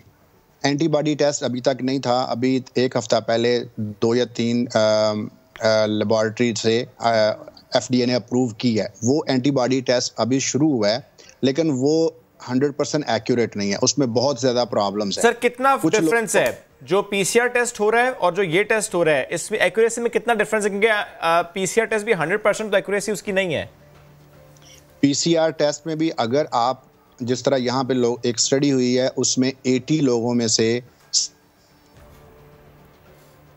जो कि बाद में था, तो उसका पता चला कि उन्होंने स्वाब ठीक नहीं लिया। अगर आप स्वाब ठीक नहीं लेते तो उनमें से उसमें 10% फॉल्स नेगेटिव हो सकता है, लेकिन अगर वो सही तरीके से किया जाए PCR तो वो 100% एक्यूरेट है, क्योंकि आप वायरस देख रहे हैं। और जो एंटीबॉडी टेस्ट है उसकी क्रेडिबिलिटी नहीं है, जीरो क्रेडिबिलिटी है। FDA ने अप्रूव कैसे कर दिया फिर? जो अभी रिसेंट FDA ने अप्रूव किए हैं वो अभी लेबोरेटरी से अवेलेबल नहीं हुए, वो उनकी क्रेडिबिलिटी होएगी, लेकिन जो अभी अवेलेबल हैं 10 और लैब्स कर रही हैं, उनकी क्रेडिबिलिटी नहीं है। ठीक, बहुत शुक्रिया सर, साथ मौजूद थे आप। और जिस तरह अमेरिका है, न्यूयॉर्क की सिचुएशन है, टेस्टिंग हुई है, ज्यादा हुई है, बट वो ज्यादा भी नाकाफी है, क्योंकि massive testing is the need of time. Public testing, random testing ये नहीं होगी तो मामलात बेहतर नहीं होंगे। और ये 2 महीना 3 महीने की बात नहीं है, ये 2022-2023 तक आपको ये ले जाना पड़ेगा, क्योंकि कोरोना जहां आया सो आया, जाएगा कितने टाइम में इसके बारे में कुछ नहीं कहा जा सकता। तो बहुत सारा रिसर्च होना है और हमें उसके दरमियान ही बहुत सारे मसाइल का सामना है। अब एक खबर मैं आपके सामने ऐसी रखती हूँ कि जो आपकी तशवीश को माफ़ कीजिएगा थोड़ा सा और बढ़ाएगी। कराची के कई सरकारी अस्पताल ऐसे हैं कि जहां ज़ेरे इलाज कोरोना के मरीज़ों का जो तिब्बी फजला है ना, इसको गैर साइंसी बुनियादों पर आम मरीज़ों के तिब्बी फजले की तरह ही इकट्ठा किया जा रहा है और ये वायरस को फैला रहा है। वो प्रोटोकॉल्स क्या होते हैं, आम प्रोटोकॉल से कितने डिफरेंट होते हैं और ये कितने नागुज़ीर होते हैं, हम ये सब समझने की कोशिश करेंगे और इसका तदारुक कैसे मुमकिन है ये भी जानने की कोशिश करेंगे। किरण ज्यादा पुरानी बात नहीं, जब तिब्बी फजला हमने CVU पर देखा था, ये ज्यादा पुरानी बात नहीं है। तो कहीं ये दोबारा हमें खुदा ना खासा दिन ना देखना पड़ जाए कि ऐसा फजला हमें कहीं और दिखाई दे, उसकी वजह से टूटे हुए नीडल्स भी होते हैं, जिसमें पट्टियां भी होती हैं, जिसमें ड्रेस भी होता है, बहुत कुछ होता है। एग्जैक्टली, इसी पर हम बात करेंगे। हमें ज्वाइन किया है एग्जीक्यूटिव डायरेक्टर जिन्ना हॉस्पिटल सीमी जमाली साहिबा ने, आपको वेलकम कहेंगे शो में। थोड़ा सा बता सकती हैं जिन्ना हॉस्पिटल से मुतालिक सीमी साहिबा के क्या इंतजामात, क्या प्रोटोकॉल्स वहां पर हैं, तिब्बी फजला कैसे तल्फ किया जा रहा है इसको, स्पेशली वो जो कि कोरोना पेशेंट से जिसका लिंक होता है। वैसे तो जाहिर है तिब्बी फजला कोई भी हो उसको तल्फ करने का प्रोटोकॉल है, बट जाहिर है इसका प्रोटोकॉल डिफरेंट होगा, फॉलो किया जा रहा है? जी बिल्कुल, थैंक यू वेरी मच, आपने मुझे मौका दिया बोलने के लिए। तिब्बी फजला जो है मैंने भी टेलीविज़न पे देखा था कि कहाँ किस तरह तल्फ़ किया जा रहा है और मुख्तलिफ़ शहरों में मुख्तलिफ़ तरीके से तल्फ़ किया। मैंने तो कुछ ऐसा भी देखा है कि रोड के ऊपर लोगों ने फेंके हुए थे सामान, जो कि बिल्कुल गैर मुनासिब तरीका है। तिब्बी फजले का एक तरीका कार मुअय्यन है जिसमें इन्फेक्शन कंट्रोल कमेटी जो है उसको ओवरसाइट भी करती है उसके ऊपर, और उसका एक ख़ास तरीका है और उसमें कैटेगरी 1, 2 और 3 है, जिसमें आप उसको इंसिनरेट करते हैं कुछ चीज़ों को, कुछ सिरिंजेस को जिस तरह आपको डिस्पोज करने की ज़रूरत है वैसे ही करते हैं। एवरी प्रोटोकॉल इज़ फॉलोड, तो इसलिए कोविड को फैलाने का तरीका जो है हमारे अस्पताल में कम अज़ कम कोई ऐसा नहीं है जिस पर हमें कोई तशवीश करना पड़े। कि जिन्ना हॉस्पिटल में अल्हम्दुलिल्लाह ऐसा नहीं मामला रिपोर्ट अभी तक हुआ कि कोई डॉक्टर, पैरामेडिकल स्टाफ, किसी और वार्ड का मरीज या अटेंडेंट उसको कोरोना वायरस ने मुतासर किया हो। अल्हम्दुलिल्लाह जी, अब तक and I want to Allah का हज़ार शुक्र अदा करती हूँ कि इस वक्त तक हमारे अस्पताल में कोई भी डॉक्टर, पैरामेडिकल अमला और कोई भी स्टाफ नर्स कोई इस बीमारी में से मुंसलिक नहीं हुए, ना इनको किसी को कोविड-19 हुआ है। लेकिन हम टेस्टिंग कराते रहते हैं गाहे बगाहे अगर किसी का कांटेक्ट हो गया हो। और दूसरा ये कि बहुत अच्छा तरीका होना चाहिए आपका डॉनिंग और डॉफिंग।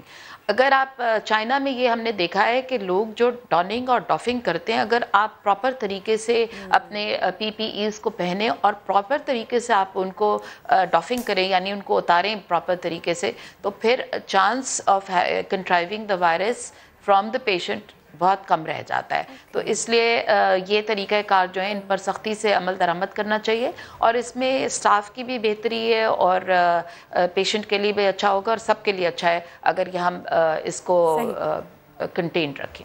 मैम, मैं आपके सामने 2-3 बातें रखती हूँ और फिर मैं उसके ऊपर ना आपका एक ब्रीफ कमेंट चाहूँगी। पहला कमेंट ये है कि लोग घबरा रहे हैं, टेस्ट के लिए नहीं आ रहे। ये कमेंट है और ये एक आम तासुर भी है। दूसरी तनकीद है और वो ये कि जब कोरोना पेशेंट जाता है तो उसको कहते हैं कि घर चले जाओ, हम तुमको ट्रीट नहीं करेंगे। और ये इल्ज़ाम कल से लेके आज तक में बहुत बार लग चुका है कि अमवात की वजह दरअसल यही है कि कोरोना पेशेंट को तो उसका तो ना तो टेस्ट किया जा रहा है, ना तो उसके साथ में फिर एहतियात बरती जा रही है, ना उसको ट्रीट किया जा रहा है। फिर जब लोग की डेथ हो जाती है और डेड बॉडी आ जाती है तो फिर उसके बाद में शोर करते हैं, गलत तरफ लेके जाते हैं बात को। मैम, इसके ऊपर आपका कमेंट चाहिए। अच्छा, बिल्कुल जी। मैं आपके 3 सवाल हैं और तीनों सवालों के मैं जवाब आपको दे देती हूँ। नंबर 1 ये कि कोरोना के टेस्ट जो हैं कोविड-19 के, वो तादाद उनकी बिल्कुल बेशक कम है और 600 होती थी सिंध के प्रोविंस के अंदर, लेकिन अब उसको 1500 और 1600 के तहत बढ़ा दिया गया है।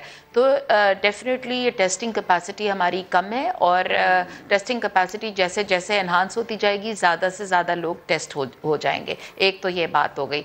टेस्टिंग हम पीसीआर से करते हैं। हमारे पास फ़िलहाल जेपीएमसी में ये लैब जो है अंडर प्रोसेस है और मेरे ख्याल में 3-4 दिन के अंदर इंशाल्लाह फंक्शनल हो जाएगी, तो हमारी कैपेसिटी भी बढ़ जाएगी टेस्टिंग की और इस तरह ज़्यादा टेस्ट हो सकेंगे। नंबर 2 ये कि लोग जो है मरीज़ों को नहीं लेते। अच्छा, अब मैं 2-3 बातें कहना चाहती हूँ। एक तो ये कि हमारे यहाँ और भी बहुत सारी बीमारियाँ, सिर्फ कोविड एक मसला नहीं है। वो जो हज़ारों मरीज़ अस्पतालों में आया करते थे वो कहाँ चले गए? क्या वो सारे ठीक हो गए या क्या सारे चले गए, कहीं और चले गए? क्या हो गया उनको? तो पेशेंट्स जो हैं, ओपीडीज़ जगह जगह की बंद है, प्राइवेट अस्पतालों की तो बिल्कुल ही बंद है और वो कोशिश करते हैं कि सबको सरकारी अस्पताल में भेज दें। जिस पेशेंट को कोई चेस्ट इन्फेक्शन हो या उनको सीओपीडी हो, ट्यूबरकुलोसिस हो या कोई दमे का मर्ज़ हो, वो उनको कोशिश करते हैं कि सरकारी अस्पतालों में चला जाएं और वहाँ पर ही जाकर जो इलाज होना हो वो वहाँ पर हो। तो ये बात जो है बड़ी गैर मुनासिब सी बात है और और फिर ये कह देते हैं कि जाके आप कोविड का टेस्ट करा के लेकर आएँ, उसके बाद ही हम आपको दाखिल करेंगे। ये भी हो रहा है इसी शहर के अंदर और इसी जगह में। तो ये चीज़ें जो है इनको देखने की ज़रूरत है। और में भी हो रहा है, अमवात हो रही हैं जी। और दूसरी बात, जो तीसरी बात आपने कही कि अमवात हो रही हैं, वो कोविड से सिर्फ नहीं हो रही। अगर diabetic, hypertensive patients, cardiac patients, वो कहाँ हैं? वो वजह मौत भी हो सकती है। और अगर कोविड उनको हो गया और निमोनिया लाइक इलनेसेस हैं उनके अंदर, तो फिर आप उनको इन्वेस्टिगेट करना चाहिए और एक एसओपी होना चाहिए कि जो सस्पिशियस डेथ्स हैं या जो जिनमें हम सस्पेक्ट कर सकते हैं कि हिस्ट्री ऐसी हो कि सस्पिशियस हो, फिर उनका टेस्ट करके उनको किसी जगह पे मुनासिब तरीके से एसओपीज देने चाहिए। अच्छा सीमा साहिबा, जो बात आपने इससे पहले की कि बहुत से हॉस्पिटल्स में जब पेशेंट जाता है तो उसको रिटर्न कर दिया जाता है, कहा जाता है कि आप टेस्ट करा के आए। This is same happening in Jinnah hospital as well?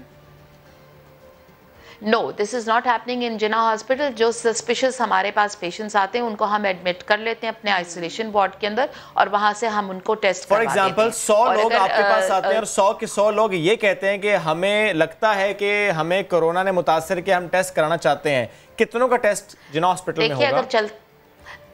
नहीं, चलते फिरते लोग अगर आएँ और कहें कि जी हमें कोरोना हो रहा है, इस तरह के भी बहुत लोग आते हैं। वो उनके लिए हेल्पलाइंस मौजूद हैं, वो हेल्पलाइन पे कॉल करें और वो अगर वो उनके सिम्टम्स एवेलुएट कर लेते हैं। जगह जगह टेलीमेडिसिन के सेंटर्स बने हुए हैं और हेल्पलाइन बनी हुई है गवर्नमेंट ऑफ सिंध की। तो अगर हेल्पलाइन पे कॉल कर लेंगे तो वो बता देंगे उनको अस्पताल गैर ज़रूरी तौर पर आने की जरूरत नहीं। फिर तो वो हेल्पलाइन भी वही काम करे जो प्राइवेट हॉस्पिटल कर रहे हैं, नहीं? जी, हेल्पलाइन जो है वो काम कर रही है। कमिश्नर ऑफिस पे ये हेल्पलाइंस हैं और सिंध गवर्नमेंट ने हेल्पलाइन नंबर्स दिए हुए हैं और वो बार बार कॉल करके पता करते रहते हैं। एक और चीज़ भी उससे जी मैम, मैं ये पूछना चाह रही थी आपसे कि वो जो सीरियस बीमारियां होती हैं, ज़्यादा तशवीशनाक हालत होती है जिन मरीज़ों की, उनकी ट्रीटमेंट रूटीन के हिसाब से ही हो रही है अगर वो वहाँ पहुँच जाए तो? पहली बात। दूसरी बात ये कि वो जो पुरस्कार अमवात हैं 300 से ज़्यादा, 300 के आसपास, फिर तो इसका मतलब ये हुआ कि कोरोना से सारी की सारी अमवात नहीं हुई। ये बात क्लियर है? फिर मैं आपके बयान की, आपकी बात की रोशनी में ये पूछ रही हूँ। मैं आपको बिल्कुल क्लियरली एक बात ब्लैक एंड वाइट में ये कहना चाहती हूँ कि ये जो पुरस्कार का लफ्ज़ है ना, ये है ही गलत। ये पता नहीं कहाँ से सोशल मीडिया पे चल पड़ा कि पुरअसरार अमवात हैं। पुरअसरार अमवात कोई भी नहीं है।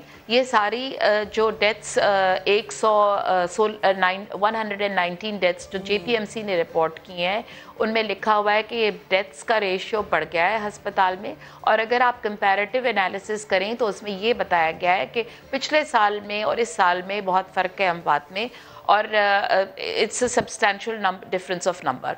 एक तो ये कि पिछले साल में ये वबाई अमराज नहीं थे और इस साल जो है ये एक तो ये मर्ज आ गया, लोग इसी बात से डर जाते हैं। लेकिन पुरअसरारियत की कोई बात नहीं, जो लोग अपने और हम ये समझ लें कि जो डेथ रेट में इजाफा हुआ इसीलिए हुआ है कि लोग घबरा रहे हैं, लोग हॉस्पिटल जा नहीं रहे, टाइमली ट्रीटमेंट हो नहीं रहा, राइट? एब्सोल्युटली, ये बात भी है। डॉक्टर साहब बहुत वक्त कम था, I am really sorry. Right, there are issues और इन इश्यूज को एड्रेस करना चाहिए, बहुत जरूरी है ये। बहुत शुक्रिया साथ मौजूद थे आप। क्विकली ब्रेक की तरफ बढ़ने वापस आते हैं, stay with us. Welcome back after the break. बात करते हैं पंजाब की, जहां लॉकडाउन में नरमी कर दी गई है। इलेक्ट्रिशियन, प्लम्बर, दर्जी, बुकशॉप, प्रॉपर्टी डीलर्स, इनको इजाज़त है कि कारोबार कर सकते हैं। फल और सब्जी की दुकानें ज़रा पहले से खुली हुई थी। तंदूर, आटे की चक्कियाँ, ज़रई और अगर हम ये बात करें कि जो ज़रई शोबा है उसकी पाबंदी के औकात की बात कर लें तो वो मुस्तस्ना होंगे।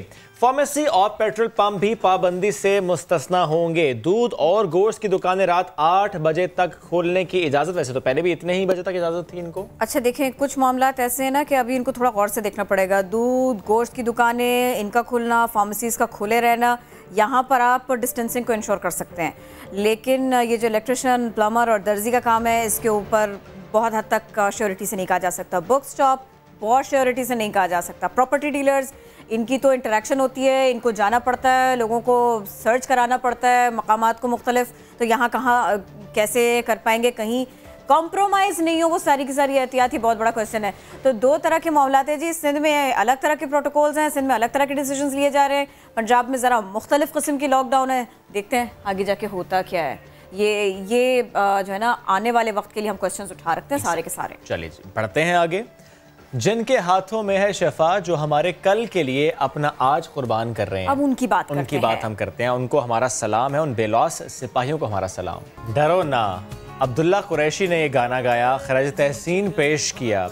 और जब हम सब इतने घबराए हुए हैं, इतने पैनिक मोड में हैं, और ऐसे टाइम पर ऐसा गाना आना जिससे एक नई एनर्जी सी आ जाए, पॉजिटिविटी आ जाए, तो बड़ा मज़ा आता है, बड़ा अच्छा लगता है। अच्छा आप ये देखिए कि इस पूरी वीडियो में गाना तो अच्छा है, लेकिन साथ में आप ये देख सकते हैं अगर कोई घर से बाहर है तो उसने सोशल डिस्टेंसिंग को कितना ज़्यादा फॉलो किया हुआ है, और जो घर में है ना वो तो बहुत दिलचस्प है। मुबीन को मैंने पहचाना अपनी बेटी के साथ में। बहुत से इन्फ्लुएंसर्स हैं जिस वीडियो में। अब्दुल्ला, वेलकम कहेंगे आपको। और वाकई जिस तरह मैं पहले भी कह रहा था कि इस वक्त सब बहुत घबरा रहे हैं, परेशान हैं, क्योंकि आपको मालूम ही नहीं है कि कब चीज़ें बेहतर होंगी। लेकिन ये तो मालूम है कि when the going gets tough, the tough gets going. Exactly. और ये बताइए कि वालेकुम अस्सलाम, कैसे आप? ठीक ठाक, आप सुनाएं? अल्हम्दुलिल्लाह। ये बताइए मुझे कि ये सोचना किसी भी अहम मौजू के ऊपर और कोई कंपोजिशन बनाना, कोई गीत लिखना, क्रिएटिव काम करना, ये इन दिनों के लिए बड़े बेहतर हालात नहीं है? फोकस करने में आसानी रहती है। आप बात कर रहे थे थोड़ी देर पहले कि सब लोग कहीं ना कहीं डिप्रेशन में है, पैरानोया में है। तो मैं भी कुछ इसी तरह की चीज से गुजर रहा था बिल्कुल शुरू के लॉकडाउन के डेज में। तो मेरे से ज्यादा टाइम इस तरह रहा नहीं जाता। सो आई थॉट कि मैं क्यों ना बैठ के कोई इस तरह की मेलोडी बनाऊं, कोई गाना बनाऊं। और मैंने गाना बना के साइड पे कर दिया था, क्योंकि वीडियो शूट नहीं हो सकती थी, समझ नहीं आ रहा था कि किस तरह किया जाए। फिर मेरे एक दोस्त है Muzammil Hasan Zaidi, who is a social media analyst, उन्होंने मुझे कॉल की कि हम एक गाना प्लान कर रहे हैं। तो मैंने कहा गाना तो मेरे पास बना हुआ पड़ा हुआ है। तो इतनी जल्दी जो प्रोसेस है वो इस तरह हुआ कि गाना हमारे पास ऑलरेडी एक मिनट पड़ा हुआ था। मरहलावार बताएं, ये गाना बना लिया, फिर ये रखा हुआ था, ये कब गाना बनाया, कितने टाइम पर बनाया, ये बताएं पहले मुझे। बेसिकली जो पूरा है इसका वो 3 दिन का था, व्हिच इज वेरी क्विक, क्योंकि यूजुअली काफी टाइम लगता है शूट्स करने में, फिर एडिट करने में। लेकिन तो ज़फर को पीछे छोड़ रहे हैं। भी आ रहा था आगे रमजान भी आ रहा था, तो हमने सोचा कि हम जल्दी इसका गाना एक दिन में रिकॉर्ड हुआ, इसकी वीडियो अगले दिन शूट हुई और उससे अगले दिन हमने एडिट करके रिलीज कर दी। 3 दिन का प्रोसेस है। क्राउड सोर्स वीडियो, जिस तरह बहुत से इन्फ्लुएंसर्स के वीडियो मैसेजेस हैं जिसको ज़रा आपने कंपाइल किया, ये बिल्कुल एक दिन में हो गया? It was that easy? हाँ, एक दिन की रिकॉर्डिंग थी, एक दिन का शूट था और एक दिन में हमने एडिट करके रिलीज कर दी। और सबने अपने घरों से, जैसा कि आप वीडियो में भी आपको नजर आएगा, सबने अपने फोन से वीडियोस भेज के हमें व्हाट्सएप की और बहुत पॉजिटिव रिस्पांस था। इनफैक्ट हमने 500 वीडियोस रिसीव हुई जिनमें से हम सिर्फ 80 यूज कर सके क्योंकि वो गाना ही इतना छोटा था। अभी आपने मेरी वाली नहीं लगाई? लाइटर नोट मैंने तो भेजी नहीं थी। मैंने बहुत सारे लोगों से बड़ी माजरत की क्योंकि काफी लोगों की मिस हो गई वीडियो। चले तो फिर माजरतें भी आपको करनी पड़ रही है और मुबारकबादें भी आपको मिल रही हैं क्योंकि ये लोगों को मैसेज आपका बड़ा पसंद भी आया है। अच्छा चलिए, मुझे ये बताइए, आजकल तो हम ये भी देखते हैं ना कि सिंगर्स हमारे पसंदीदा वो गिटार उठा के ऑनलाइन कॉन्सर्ट्स कर रहे हैं। आप भी ऐसा कर रहे हैं क्या? तो ऑनलाइन कॉन्सर्ट्स भी चल रहे हैं, ऑनलाइन क्लासेस भी चल रही हैं? चल रहा है क्योंकि हम स्टेज को बहुत ज्यादा मिस कर रहे हैं, कॉन्सर्ट्स नहीं हो रहे। इनफैक्ट मुझे याद है जिस दिन लॉकडाउन स्टार्ट हुआ था तो मैं स्टेज पे ही था, हम लोग कॉन्सर्ट प्ले कर रहे थे। हमें पीछे से ऑर्गेनाइजर ने बताया कि आखिरी गाना बजा दें क्योंकि कॉन्सर्ट्स बैन हो गए हैं। मैंने कहा अच्छा, तो वो अभी तक वो एक फीलिंग है कि you know I want to go back to the stage. लेकिन सबके अच्छे के लिए लॉकडाउन, दूर रहें, सेफ रहें, घर पे रहें तो अच्छा है। ये कोरोना जो है ना, ये बहुत सारे सबक दे रहा है हमको। मुश्किल तो है लेकिन साथ में बहुत सारे हमें मैसेजेस भी मिल रहे हैं, बहुत सारे हमारे प्रायोरिटीज भी सेट होती चली जा रही हैं। तो आपने सिर्फ और सिर्फ अगर मैं ये कहूँ कि डिस्टेंसिंग हो, अपना लोग ख्याल रखें, दूसरे लोगों का ख्याल रखें, इस मैसेज के अलावा भी आपने 1-2 चीज़ें ऐसी हैं कि जो आपके जहन में कि नहीं ये बहुत इंपॉर्टेंट है या मैं इस चीज़ को बहुत मिस कर रहा हूँ तो मुझे सब कुछ वापस बेहतरीन चाहिए, वो 2-3 मैसेजेस अगर आप मुझे दे सके, वो 2-3 बातें अगर आप मुझसे शेयर कर सके। जो चीजें वापस चाहिए, मैं आपका सवाल समझ लीजिएगा। हाँ जी, जो चीजें आपको वापस चाहिए, चले पहले वो बताइए। स्टेज एक, जैसे मैं आपको बताया, बहुत मैं मिस कर रहा हूँ। उसके अलावा मैं लाहौर और कराची का चक्कर लगाता रहता हूँ रिकॉर्डिंग के चक्कर में। कुछ म्यूजिशियन दोस्त हैं जो बहुत याद आ रहे हैं, तो रिकॉर्डिंग्स मिस हो रही हैं। और खाने, उसके अलावा वैसे ही इन जनरल अपने जितने भी जो म्यूजिशियन दोस्त नहीं हैं वो भी मिस कर रहे हैं। अच्छा चलिए, मुझे ये बताइए कि कुछ तब्दीलियां जो हम लोगों को अपने अंदर लानी चाहिए, बहैसियत इंसान हमको लानी चाहिए, 2-3 वो तब्दीलियां जो आप सोचते हैं कि अब ये प्रायोरिटी सेट हो गई है, अब हमको ऐसा इस समत में सोचना चाहिए। क्योंकि एक जो आर्टिस्ट होता है ना, वो सबसे ज्यादा सेंसिटिव होता है। मैं चाह रही हूँ वो भी बता दें आप। जी, मैं यही समझता हूँ कि जब आप बाहर जा रहे होते हैं, जब लॉकडाउन नहीं होता, बहुत सारी डिस्ट्रैक्शंस होती हैं जो आपको बिजी रख रही होती है। तो आपको अपना तो स्पेशली क्रिएटिविटी बहुत ज्यादा बढ़ गई है, इसीलिए ये गाना भी निकला। वरना मैं बहुत उदास गाने बनाता हूँ, लेकिन इस सारे उसकी वजह से मैंने सोचा कि एक होपफुल गाना। लेकिन आप उदास माहौल में आपने एक ऐसा गाना बनाया है जिससे बड़ी एनर्जी मिल रही है। और वैसे हमने सुना तो है थोड़ा सा, लेकिन अगर लाइव सुन लें तो क्या ही बात है। हम जाने के इस गाने की वजह से और पॉजिटिवली ट्रैवल करें nation wide, rather across the globe. जिंदगी में आती हैं मुश्किल घड़ियां, कभी होती रातें मुश्किल और दिन आसान नहीं। डरो ना इस मुश्किल वक्त से, शहरों में गलियों में सन्नाटे छाए हैं, लगता जैसे यहाँ कोई बसता नहीं। डरो ना इस मुश्किल वक्त से, डरो ना ये दिन कट जाएगा,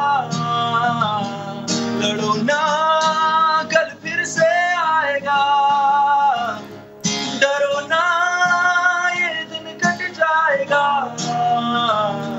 लड़ो ना कल फिर से आएगा। लेकिन इस कोरोना से बचो ना, और उसके लिए बहुत एहतियात करो ना। बहुत शुक्रिया, साथ मौजूद थे आप। जी बिल्कुल। और इस गाने को तो हमने बड़ा एंजॉय किया और बातें भी बड़ा हमने एंजॉय की। आपके साथ बढ़ते हैं आगे, और जब गाने की बात हम कर रहे हैं, पाकिस्तान में जो माहौल है वो तो आपको हम दिखा रहे हैं कि ज़ाहिर है जब वक्त मिल रहा है तो क्या क्रिएटिविटी हो रही है, जब वक्त मिल रहा है तो कहाँ कहाँ पर क्या कुछ हो रहा है। बरतानिया लेकर जाएंगी आप क्या मुझे? मैं पूरी कोशिश कर रही थी, लेकिन अब तो मुझे मौका मिल ही गया बरतानिया ऐसे जाने का। सही भाई डॉक्टर और उनकी अहलिया, इन्होंने बड़ा डिफरेंट आइडिया इन्होंने अपनाया ना। लॉकडाउन के दौरान इन्होंने कहा कि लोगों को ज़रा हंसाते हैं, उन्हें मुस्कुराने पे मजबूर करते हैं, बालकनी में कंसर्ट का एहतमाम कर लिया। तो जी म्यूज़िक और लोगों का इसको एंजॉय करना, ये सब कुछ देखिए। क्या बात है, इसमें क्लैपिंग तो बनती थी, आप भी कर लें, क्लैपिंग करनी चाहिए। अच्छा वैसे किरण, इनकी बालकनी पे वो क्या कहना चाहिए, थोड़ी सी मुंडेर कहते हैं, वो नहीं थी, लेकिन देखिए ना, डेंजरस है म्यूजिक के आगे क्या डेंजरस है। ये बात भी सही है, लेकिन do not try this at home. अगर आपकी बालकनी भी ऐसी है तो प्लीज मेहरबानी करना। आप ना इतनी अच्छी म्यूजिक के बाद में अब आगे बढ़ते हैं। चलिए ठीक है, बढ़ता हूँ। बड़े इंटरेस्टिंग सी खबर है मेरे पास, थाईलैंड से है। थाईलैंड में चिड़ियाघर है और यहाँ पर कोरोना से बचाव के लिए स्प्रे किया गया। नॉर्मल खबर आपको लग रही होगी, लेकिन क्योंकि ये स्प्रे अमले ने नहीं बल्कि मास्क पहने चिंपैंजी ने किया। अब बताएं, लगी आपको आम खबर? नहीं लगी ना। साइकिल में बैठा चिंपैंजी चिड़ियाघर स्टाफ के साथ ऐसे जा रहा है, मेरी तरह नहीं अपनी तरह। दिलचस्प सी वीडियो थी, आपको दिखाते हैं। उसको पता है, मुझे थोड़ी पता है। नहीं, वो जो भी किया था।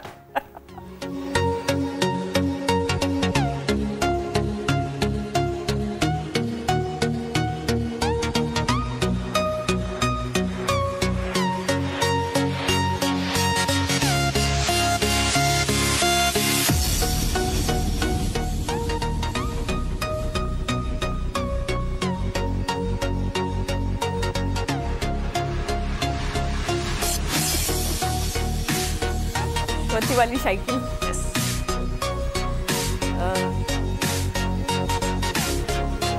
मैंने एक और वीडियो भी देखी थी, वो उसमें वो मंकी था और वो स्विमिंग कर रहे थे। क्या बात है, लगा रहे क्या थे। बात है। वैसे ये चंगे काम ते ला देता है। अच्छा, मैं ये कह रही थी कि देखिए एक छोटा सा मैसेज है जो हमें सीखना है ना, कि ये जो दुनिया है, ये जो अर्थ है, यहाँ हमें दीगर मखलूक के साथ मिलके रहना है। हमें जंगल साफ नहीं करने, हमें उनकी दुनिया उनसे छीननी नहीं है। मेरे ख्याल में कोरोना से ये तो सीखना चाहिए सारी दुनिया को। मैं इसकी एक मिसाल आपके सामने रखती हूँ। थाईलैंड है ये, यहाँ पर ट्रैफिक रुक गई, सामने से हाथी गुजर रहे थे, तो देखिए वो भी गुजरे, ट्रैफिक भी रुका, जैसे कोई इंसान ही सामने से गुजर रहा होता, ठीक वैसी 50 हाथी थे बाय द वे। किरण, डर से रुक गए थे, हिम्मत नहीं पड़ी होगी। कर लें, डर के कर लें, लेकिन ऐसे कर लें। डरे थोड़ा बचे ज्यादा। बड़ी दिलचस्प वीडियो किरण आपने दिखाई। चलिए थाईलैंड, आज हम ज्यादा घूम फिर रहे हैं। अब मैं थाईलैंड से हम ऐसे ही जा सकते हैं, तो यूं ही चलेगा। हम थाईलैंड से कहीं और जाते हैं, तो थाईलैंड से हम कहाँ लेकर जाएं जी? आपको मेरा ख्याल है वापस आ जाएं हैदराबाद, पाकिस्तान। बड़ी क्विकली हम आपको वापस ले आते हैं। अच्छा देखिए, अब हम ब्रेक के बाद वापस तो आ चुके हैं, लेकिन आज कोरोना से जुड़े जिन मामलात के ऊपर हमने बात की है, उनमें इस सारे सिनेरियो में पाकिस्तानियों का वापस यहाँ आना है, इकोनॉमी पे पड़ने वाला प्रेशर है, इसके अलावा ये कि किस तरह से टेस्ट होने चाहिए और नहीं हो पा रहे, ये सारी की सारी बातें। लेकिन इसके अलावा भी काफ़ी कुछ है जो अभी बात करने से रहता है, जैसे कि वज़ीर आज़म का रिलीफ फंड। मुश्किल में घिरे पाकिस्तानियों की मदद के लिए ये बहुत ज़रूरी इक़दाम था। वज़ीर आज़म का जो रिलीफ फंड है ना, अब इसमें अतियात भी आना शुरू हो गए हैं। तो अब तक का रिस्पांस कैसा है, कितनी मदद मिल सकी है, कितने लोगों को हम अब इस सब में इंक्लूड कर पाएंगे? पीटीआई रहनुमा फैसल जावेद साहब हमको ज्वाइन कर चुके, उनसे मज़ीद जान लेते हैं। अस्सलाम वालेकुम फैसल जावेद साहब, कैसे हैं आप? ये बताइए अब तक कितना ज़्यादा लोगों ने अपने अज़्म का इजहार किया है, अपने जज्बे का इजहार किया और फंड्स आप लोग इकट्ठा कर पाए? जी अस्सलाम वालेकुम किरण, कैसी हैं आप? शुएब, क्या हाल है आपका? अल्हम्दुलिल्लाह बिल्कुल ठीक ठाक। आप ठीक ठाक हैं? अल्लाह का शुक्र। और सुबह बखैर सबको, अल्लाह ताला सबको अपने हिफ्ज़ में रखे। आमीन आमीन। आप लोग भी घरों से प्रोग्राम करें, और वो क्योंकि टेक्नोलॉजी का बड़ा फायदा उठा सकता है टेलीविजन और रेडियो और डिजिटल। समा हमारा घर है फैसल भाई। बहुत ही अच्छी अवेयरनेस कैंपेन हमारा मीडिया चला रहा है, और जो जरूरतमंद लोग हैं, मुस्तहकीन हैं, आप उनकी बात कर रहा है। और ख़ास तौर पे आपके जो मॉर्निंग प्रोग्राम्स होते हैं, सुबह सुबह आप बैठ के लोगों को बड़े अक्ल की बातें करते हैं और उनसे लोग बड़ा फ़ायदा उठाते हैं। आपने जिक्र किया इस फंड का, तो प्राइम मिनिस्टर ने इसको लॉन्च किया था 1 अप्रैल को। 15 दिन हो गए इसको, और 15 दिन के अंदर कमाल ही इसमें रिस्पांस आया है। और उसका क्रेडिट पाकिस्तानी कौम को जाता है, क्योंकि दुनिया में उन कौमों में शुमार होता है जो कि सबसे ज्यादा चैरिटी देते हैं। और फिर क्रेडिट जाता है क्रेडिबिलिटी को इमरान खान साहब की। क्योंकि इतने अरसे से वो फंड रेजिंग कर रहे हैं शौकत खानम के लिए, नमल के लिए, IKF के लिए, दीगर जो जब सैलाब आया था, जब ज़लज़ला आया था, उन्होंने काम किया था। इसके अलावा बहुत से ऐसे और लोग हैं जो बड़े क्रेडिबल हैं, जो कि फंड्स इकट्ठे करते हैं और मुस्तहकीन तक पहुंचाते हैं और काम करते हैं। तो क्रेडिबिलिटी का दूसरा पहलू है। अब तक जो सूरत हाल है, पहले 15 दिन में इस फंड में 1 अरब 49 करोड़ रुपया जो है वो जमा हो चुका है। और अगर आप देखें तो पर डे जो इसकी बनती एवरेज वो तकरीबन 10 करोड़ है। 9.9 करोड़ हर दिन लोग इसमें फंड में डाल रहे हैं अब तक। जी हाँ, और यहाँ पे मैं थोड़ा सा जिक्र करता चलूं, जब डैम फंड लॉन्च हुआ था, प्राइम मिनिस्टर ने डैम फंड को ज्वाइन किया था गवर्नमेंट आने के बाद 7 सितंबर को, और 7 सितंबर के बाद जो 15 दिन थे उसमें 1 अरब 90 करोड़ रुपया जमा हुआ था पहले 15 दिन में। और जब ये वैसे लॉन्च हुआ था डैम फंड, जब इमरान खान साहब ने इसको ज्वाइन नहीं किया हुआ था, तो उस वक्त जो पहले 15 दिन में डैम फंड में जो रकम आई थी वो आई थी तकरीबन, बल्कि एग्जैक्ट बता देता हूँ, बता दें, 29 करोड़। ओके। और जी तो हाँ, that shows credibility. Ji, that shows credibility definitely. लोगों का ट्रस्ट है, लोगों का ट्रस्ट। ये हाँ, ये स्टैट्स हमें बताते हैं कि लोगों का एक ट्रस्ट है और इमरान खान के ऊपर, और वो उसका एक ट्रैक रिकॉर्ड है पूरा, उसका एक तारीखी पस मंजर है। इमरान खान ने बहुत कुछ जिंदगी में किया हुआ है, करके दिखाया हुआ है। ये यकीन और पक्का होगा। जी जी फैसल जावेद साहब, ये यकीन और पक्का होगा कि जब उन पे भरोसा करके वजीर आजम पाकिस्तान पे भरोसा करके लोग अतियात देंगे, वो आप इकट्ठा करेंगे और वो आप उसको सही जगह पर खर्च करेंगे, सही लोगों पर खर्च करेंगे। मुझे ये बताइएगा, इसके लिए आप लोगों ने क्या सोचा हुआ है? अभी कुछ दिन पहले की बात है, हम ये देख रहे थे कि मैं KP की भी मिसाल ले लेती हूँ, वहाँ जो स्ट्रॉबेरी के काश्तकार है ना, वो ये कह रहे हैं कि आप हमें राशन नहीं दीजिए, आप हमें मदद नहीं दीजिए, आप सिर्फ और सिर्फ हमारी खेती जो है ना वो ट्रांसपोर्ट करवा दीजिए। तो देखिए, सिर्फ राशन का थैला नहीं होना चाहिए, कहीं कहीं पर तो ये हेल्प दरकार है कि आप उनके पहिए को रवां रखें। तो क्या ये जो सारे एहतियात इकट्ठा हो रहे हैं, ये उस मद में भी खर्च होंगे? क्या हम वो सब कुछ होता देखेंगे? आपने बहुत ही अच्छी बात की है। आप ये देखें कि एक तरफ तो गवर्नमेंट ने 144 अरब रुपए का जो रिलीफ पैकेज अनाउंस किया है, जो 1 करोड़ 20 लाख खानदान जो बहुत गरीब हैं उनको 12,000 रुपया फिलहाल दे रहे हैं। आगे से जाके मजीद जरूरत पड़ेगी, क्योंकि ये बढ़ रहा है, ये आगे जा रहा है, और लोगों का साथ में कारोबार बंद हुआ है। दिहाड़ीदार तबका, मजदूर, रेड़ी वाले, छाबड़ी वाले, छोटे दुकानदार, प्राइम मिनिस्टर का पूरा फोकस है उन पे। आज दुनिया जो है तारीफ कर रही है कि पाकिस्तान ने जबरदस्त मेजर्स लिए हैं, जबरदस्त काम कर रही है पाकिस्तान की हुकूमत। हमने दोनों तरफ का ख्याल रखना है, एक कोरोना और दूसरा फिर कोरोना से जो अफेक्ट हो रहा है पूरा ओवरऑल, लोगों के पास खाने को नहीं है, उनके कारोबार बंद हुए हैं, छोटे लोगों के, जो छोटे मजदूर हैं, छोटे जो दुकानदार हैं, इन सब के, तो उनके लिए गवर्नमेंट साथ में पैकेज भी अनाउंस कर रही है। और साथ में आप देखिए स्मार्ट लॉकडाउन की तरफ गए हैं कि इंडस्ट्रीज खोल दी हैं, कंस्ट्रक्शन इंडस्ट्री खोल दी है, उससे जुड़ी 40 इंडस्ट्री साथ हैं। कोई मेखों का काम कर रहा है, कोई सरिये का काम कर रहा है, सीमेंट का काम कर रहा है, मजदूरी है उसमें, बहुत सी उसमें लोगों का रोजगार जुड़ा हुआ है उसके साथ, तो वो काम शुरू हो जाएगा। तो गवर्नमेंट ना सिर्फ ये इमदाद बल्कि कर रही है, बल्कि साथ में ऐसे मेजर्स भी ले रही है कि लोगों की जिंदगियों में आसानी आए, उनका घर चले। सही। और ये भी बता दीजिएगा, क्योंकि अब दुनिया भर में सिर्फ महीनों हफ्तों को रख के प्लान नहीं किया जा रहा, एक मोहतात अंदाजे के मुताबिक जो भी स्टेप्स लिए जाएंगे, चाहे वो इमदाद इकट्ठा करना हो, चाहे वो इकोनॉमी को चलाने के लिए फौरी डिसीजंस लेने हो, वो आपको करने पड़ेंगे 2022 तक के लिए, वो आपको करने पड़ेंगे 2023 तक के लिए। यानी कि आपको तवील प्लानिंग करनी है। जो आज इनिशिएटिव लिया है वो 6 महीने बाद बंद नहीं करना। सर, इसके बारे में आप लोग क्या सोचते हैं? बिल्कुल किरण, ये आपने बिल्कुल ठीक कहा। कुछ होते हैं इमरजेंसी स्टेप जो शॉर्ट टर्म होते हैं, कुछ होते हैं साथ में बैठ रहे हैं, रोजाना की बुनियाद पे मीटिंग्स हो रही हैं, असेस कर रहे हैं। और प्राइम मिनिस्टर देखिए ना, जितना सामने आके खुद विजिट करके एक एक चीज का जायजा ले रहे हैं और लीड कर रहे हैं और सब कुछ हैंडल कर रहे हैं। और मीटिंग्स में खास तौर पे यही बात होती है कि हमने किस तरह से अपने जो गरीब लोग हैं, क्योंकि हम डेवलपिंग कंट्रीज हैं, साथ ही में इमरान खान ने अपील भी कर दी, जो वर्ल्ड कम्युनिटी सुन ली और ताहीद कर दी इमरान खान की। आपको पता है कि यूएन ने भी बैक किया है और G20 ने भी बैक किया है इस पूरी चीज को। ये आप बहुत अच्छा बता रहे हैं। मुझे एक जुमला आपका चाहिए फैसल जावेद साहब, एक जुमला। ये वो वक्त है कि जो हमें सबसे बड़े दुश्मन यानी कोरोना का सामना करना है, वो हम बिना यूनिटी के नहीं कर सकते। मुझे एक मैसेज इसके ऊपर चाहिए सर आपका। जी हाँ, बिल्कुल आपने बात अच्छी की है कि इत्तेहाद होगा, यूनिटी होगी। देखें, आप सियासत की अगर बात करूं, आप बाद में सियासत कर लेना। आप घंटों पे बैठ के प्रेस कॉन्फ्रेंसेस कर रहे हैं और आप रोना रो रहे हैं और सियासी गुफ्तगू कर रहे हैं। आप ग्राउंड पे आप डिलीवर के बराबर 6 कॉन्फ्रेंस हो रही है, ये भी तो है। अपने घर से आगाज क्यों नहीं करते? अगर काबीना की मीटिंग हो और उसमें तारीफ की जा रही हो कि जो सिंध हुकूमत पे तनकीद किया वो दुरुस्त हुई है, तो सर ये गलत तो है। मैं आपको एक बात बताऊं, हमारी जितने भी लोग प्रेस कॉन्फ्रेंसेस कर रहे हैं टेक्निकल बातें कर रहे हैं, लेकिन दूसरी तरफ से सारी सियासी गुफ्तगू सर आप सपोर्ट करते हैं जो फैसल वाउडर साहब ने लास्ट वीकेंड पे किया? क्या किया सर? जो तनकीद की सिंध हुकूमत पर।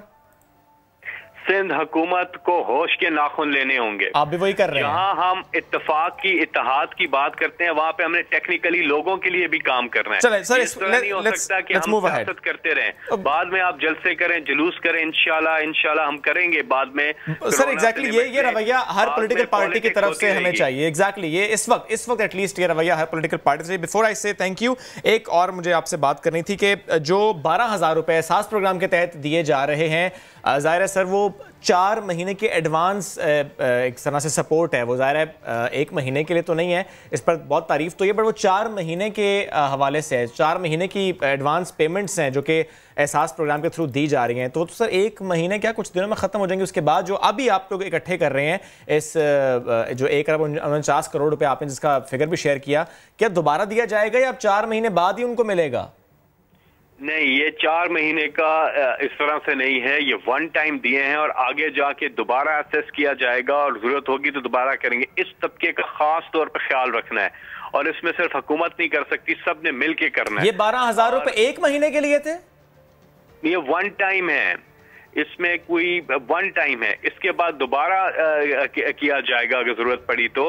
अल्लाह करे कि हमारे मुल्क के हालात। फैसल भाई, जो बेनजीर इनकम सपोर्ट प्रोग्राम के तहत रजिस्टर्ड खवातीन थी, ज़ाहिर है पहले फेज में उनको दिया गया है और उनको ये कहा गया है जो 12,000 रुपए 4 महीने की एडवांस पेमेंट है। देखिए ये वन टाइम पेमेंट हो रही है और इसके बाद दोबारा भी होगा। मैं आपको बार बार ये बता रहा हूं, ठीक है, वन टाइम पेमेंट है। ये अच्छा आपने क्लियर कर दिया। आप बल्कि आप कह रहे हैं असेसमेंट भी दोबारा होगी, जिसको जितनी रिक्वायरमेंट होगी आप उसको इंशाल्लाह फैसिलिटेट करेंगे। बहुत शुक्रिया, साथ मौजूद थे आप। जिस तरह कि वक्त नहीं है, सियासत कहते सब हैं, अमल कम होता है। अमल सबको करना चाहिए। दूसरे ये कि भैया वो थैला, ये 12,000 रुपए ये ख़त्म हो जाने चलेगा तो रोज़गार, और वो आपको वाकई डिस्टेंसिंग और दीगर मामलों को ज़ेर गौर रखते हुए करना पड़ेगा। हमें जल्दी से आगे बढ़ना पड़ेगा। जल्दी से आगे बढ़ना है। एक और स्टोरी हमारे पास है और वो स्टोरी इसलिए हम करेंगे, हम सबको मैसेज आ रहे हैं। मुझे भी 2 दफ़ा मैसेज आ चुका है। एक मैसेज आता है जी आपका ATM ब्लॉक हो चुका है, आप इस फलाने नंबर पर कॉल कीजिए और उसके बाद आपको बताया जाएगा करना क्या है। अल्हम्दुलिल्लाह बड़ा समझदार हूँ, कॉल नहीं करता, इग्नोर करता हूँ। और कुछ मेरे से ज़्यादा समझदार हैं, 4-5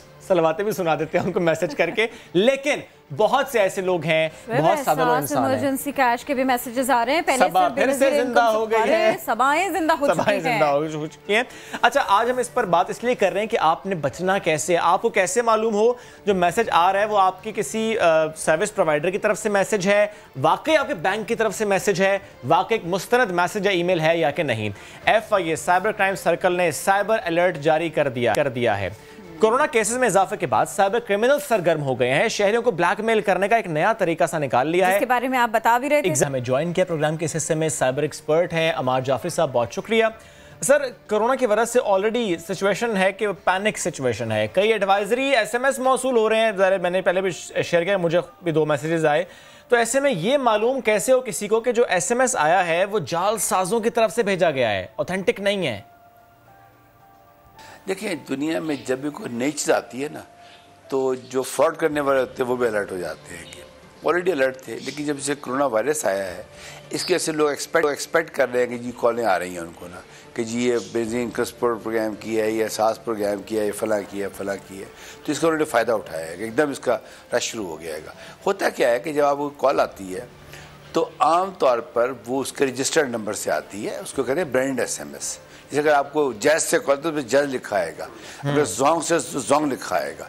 तो पहला तो सबसे बड़ा मशवरा मेरा आवाम को ये है कि अगर अनब्रांडेड नंबर से कॉल आए, यानी कि नंबर है नज़र आ रहेगा, तो प्लीज़ कहिए मैं रिस्पॉन्ड नहीं करूँगा। क्योंकि अगर आपको जोंग या जैज या मोबाइल लिंक जो भी कंपनियाँ आई है जो आपसे डाटा मांग रही हैं, या इजी पैसा है, तो वो आपसे अपने एथोराइज नंबर से बात करेंगे, और जब बात करेंगे उसको लिखा आ रहा होगा। अच्छा, वो जो ब्रांड SMS है वो अप्रूव होता है PTA से, यानी ये नहीं कोई भी ब्रांड ले ले, वो नहीं हो सकता, पॉसिबल नहीं है, बकायदा उसके साथ एक IP एड्रेस लिंक होता है। इससे पहले एहतियात तो ये है। दूसरी बात ये, प्लीज़ प्लीज़ प्लीज़ अपना ज़ाती डाटा किसी को मत दें, अपना ID कार्ड नंबर, अपना डेट ऑफ बर्थ, अपनी वालदा का नाम, अपने वालिद के नाम, ये क्रिमिनल यूज़ करते हैं। एक होती है डार्क वेब, जिस होता है हमारी आम दुनिया होती है, ऐसा एक अंडरवर्ल्ड भी होती है कि ये अंडरवर्ल्ड कर रही है। तीसरी सबसे आम बात यह है कि जब भी आपको वो कॉल आए तो आप कहें कि जी आप मुझे अपना नंबर दें, लैंडलाइन नंबर, मैं कॉल बैक करता हूँ आपको। एक बंदा कहता है कि मैं हु के ऑफिस से बोल रहा हूँ, वर्ल्ड हेल्थ ऑर्गेनाइजेशन से, हम आपको ये सहूलत देना चाहते हैं, इतने मास्क है, आप फौरन लालच में आ जाए, हाँ जी आप ये ले लें, मन नहीं, आप कहिए आपका फ़ोन आ गया, आप मुझे को ऑफिस का नंबर दें, लैंडलाइन अपना, मैं खुद कॉल करूँगा उसके, भैया कॉल करूँगी इसके ऊपर ना। तो फ़ायदा ये होगा कि वो नेचुरली अगर ऑफिस है वो, तो लैंडलाइन नंबर होगा उसका, बेहतरीन तरीका वो आएगा। तीसरी और आखिरी बात ये कि ये जो फ़ोन आप वो कर रहा है, आप इसको कहें कि मैं कॉल करती हूँ आपको, ये कर रहा हूँ। ये फरमा दीजिएगा, ऐसी कॉल को रिपोर्ट कैसे कर सकते हैं वो बता दें आप। देखिए, FIA के 3 तरीके अप्रोच करने के। एक तो उनका वेबसाइट है www.nr3c.gov.pk, मैं रिपीट करता हूँ, www.nr3c.gov.pk। आप FIA.gov.pk में भी जा सकते हैं, दोनों सूरतों में वो आपको ले जाएगा वहाँ पे। आप उनकी एक टेम्पलेट खुल जाएगी, रिपोर्ट ए क्राइम, आप अपनी रिपोर्ट कर दें तो वो आपसे आपका ईमेल एड्रेस और टेलीफोन वगैरह ले लेंगे, तो फिर वो आपको इतला कर देंगे कि जी आपका ये नंबर है, वो नंबर महफूज रखिएगा, वो आपका रेफरेंस नंबर रहेगा। उसके अलावा इन्हीं वेबसाइट्स के ऊपर उनका वो पड़ा हुआ है एक, उसे कहते हैं UN नंबर, उस पर डायल करेंगे तो उस नंबर से बता दें कि जी मुझे साइबर क्राइम की कंप्लेंट करनी है, तो आप साइबर क्राइम की कंप्लेंट भी कर सकते हैं। तीसरा तरीका ये है कि आप FIA के मुताबिक ऑफिस चले जाएं, उनके काउंटर्स बने हुए हैं, वहाँ से अपनी इतला कर दें। FIA को इतला करते वक्त आप ज़रूरी ये बात का ख्याल रखिए कि जब उनके पास जाएँ तो सारी ज़रूरी मालूमात आपके पास होनी चाहिए। अगर कोई शख्स आपको मैसेज भेज रहा है तंग करने के या फ्रॉड करने के, तो सब आगे रिकॉर्ड हो ताकि वो मुतल्लिक़ अफसर को दे सकें। बहुत शुक्रिया। अमाद जाफर साहब साइबर सिक्योरिटी एक्सपर्ट मौजूद थे, अहम मौजूद से मुताल्लिक़ हमसे गुफ्तगू कर रहे थे। बहुत ज़रूरी है कि पर्सनल इन्फॉर्मेशन ना दी जाए, वरना डाटा कॉम्प्रोमाइज़ होता है, फिर नुकसान उठाना पड़ता है। बढ़ते हैं आगे, और जो सोशल डिस्टेंसिंग की हम रोज़ाना बात करते हैं और उसके खिलाफ वर्जी भी हो रही है, जिससे मुतालिक भी हम जिक्र करते हैं, क्योंकि जब हम ये बात करते हैं ना कि पूरी दुनिया में कोरोना का खतरा है, तो हम कहते हैं कि पाकिस्तान में खतरा कोरोना से भी है और पाकिस्तान में लड़ना जहालत से भी है। कोरोना केसेस इसमें तेजी से इजाफा हो रहा है। 24 घंटे क्या हो गया जी, 520 नए केसेस इस सब में रिपोर्ट हुए हैं। हुकूमत की जो ऑफिशियल वेबसाइट है ना, ये डाटा वहां का है, और इसके मुताबिक गुज़िश्ता 24 घंटों में, सिर्फ और सिर्फ 24 घंटों में 520 केसेस रिपोर्ट हो चुके हैं। 70 अफराद कोरोना के बायस जिंदगी की बाजी हार चुके हैं। इससे पहले 17 अफराद जिंदगी की बाजी हार चुके हैं। इससे पहले रवा माह 7 अप्रैल को मुल्क भर में सबसे ज्यादा केसेस रिपोर्ट हुए थे, ये भी हुआ था। ये तो हम बात कर रहे हैं कोरोना केसेस जो तेजी से बढ़ रहे हैं, और गुज़श्ता रोज डॉक्टर जफर मिर्जा ने भी कहा था कि 52% लोकल ट्रांसमिशन है, और लॉकडाउन के बाद अगर लोकल ट्रांसमिशन इस कदर हो रही है तो आप ये भी सोच लीजिए कि पाकिस्तान जहां लिमिटेड रिसोर्सेज हैं, टेस्टिंग किट्स कम है, रोज़ाना बात होती है, और टेस्टिंग उस तरह से हो नहीं रही, और फिर भी अगर फिगर तो इमेजिन कर लीजिए टेस्टिंग ज़्यादा हुई तो रिपोर्ट्स कितने होंगे, केसेस कितने ज़्यादा होंगे। वैसे असद उमर साहब ने कहा है कि हम उस कैपेसिटी में इस माह के एंड पर पहुंच जाएंगे कि जब डेली बेसिस पर 25,000 टेस्ट होंगे। 25,000 अच्छी फिगर है, मैं ये नहीं कहता बहुत अच्छी फिगर है, लेकिन एटलीस्ट जितने अभी टेस्ट हो रहे हैं उससे मुकाबला करें तो बहुत अच्छी फिगर है। बिकॉज अभी तक तकरीबन आज तक तकरीबन 80,000 टेस्ट हुए हैं। टेस्ट होने चाहिए, बहुत ज्यादा टेस्ट हो रहे हैं। मैं ये डाटा एक बार फिर मैं चाहती हूँ कि हम इसको जरा शेयर करें, क्योंकि हमने समाजी फासले का ख्याल नहीं रखा, सोशल डिस्टेंसिंग का ख्याल नहीं रखा, और इसकी खिलाफ वर्जी सबसे बड़ी दीवार साबित हो रही है। इस जंग को हम जीत नहीं पा रहे हैं। कोरोना केसेस इसीलिए तो बढ़ते चले जा रहे हैं। मुल्क में कोरोना केसेस की तादाद बढ़ी है। मैं मजमूई तौर से अगर बात करूं आपसे तो 6,505 ये हो चुके जी मुल्क भर में कोरोना केसेस, और 24 घंटे, ये 24 घंटे, मैं 13 अप्रैल के पहले का डाटा छोड़ देती हूँ, मैं इस हफ्ते की बात छोड़ देती हूँ, रवा हफ्ते की बात छोड़ देती हूँ, इन 24 आवर्स की बात कर लेते हैं। 17 नए केसेस जिनमें जाने गई हैं कोरोना की वजह से, 17 केसेस ऐसे रहे, और 520 नए केसेस अलग रिपोर्ट हो। अच्छा किरण, ज़ाहिर हम केसेस से मुतालिक तो बात कर रहे हैं, मैं प्रोग्राम के यानी क्योंकि ज़ाहिर हम क्लोजिंग की तरफ बढ़े, मैं एक टॉपिक पर बात करना चाह रहा था for few seconds.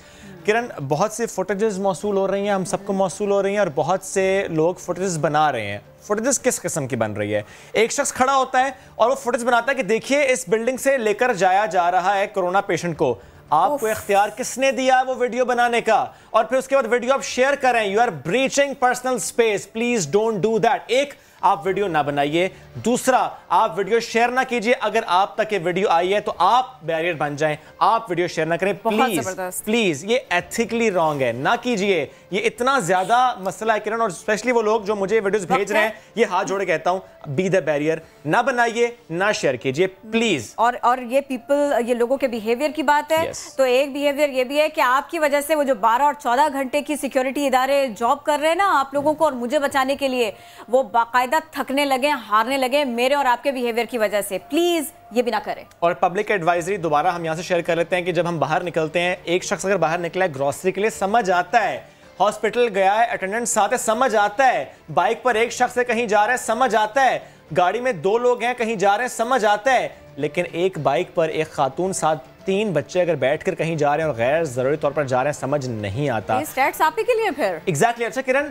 Why do we need a police, why do we need rangers, why do we need advisory and SOPs? हम खुद कब समझदार होंगे? हम कब खुद अमल दरामद करेंगे? हमने खुद अपना ख्याल रखना है, अपने प्यारों का ख्याल रखना है। Please stay home, stay safe, गैर जरूरी तौर पर बाहर ना निकलिए, अपना ख्याल रखिए, अपने बच्चों का ख्याल रखिए, अपने से जुड़े हर रिश्ते का ख्याल रखिए। होगी मुलाकात कल, तब तक के लिए अल्लाह हाफिज।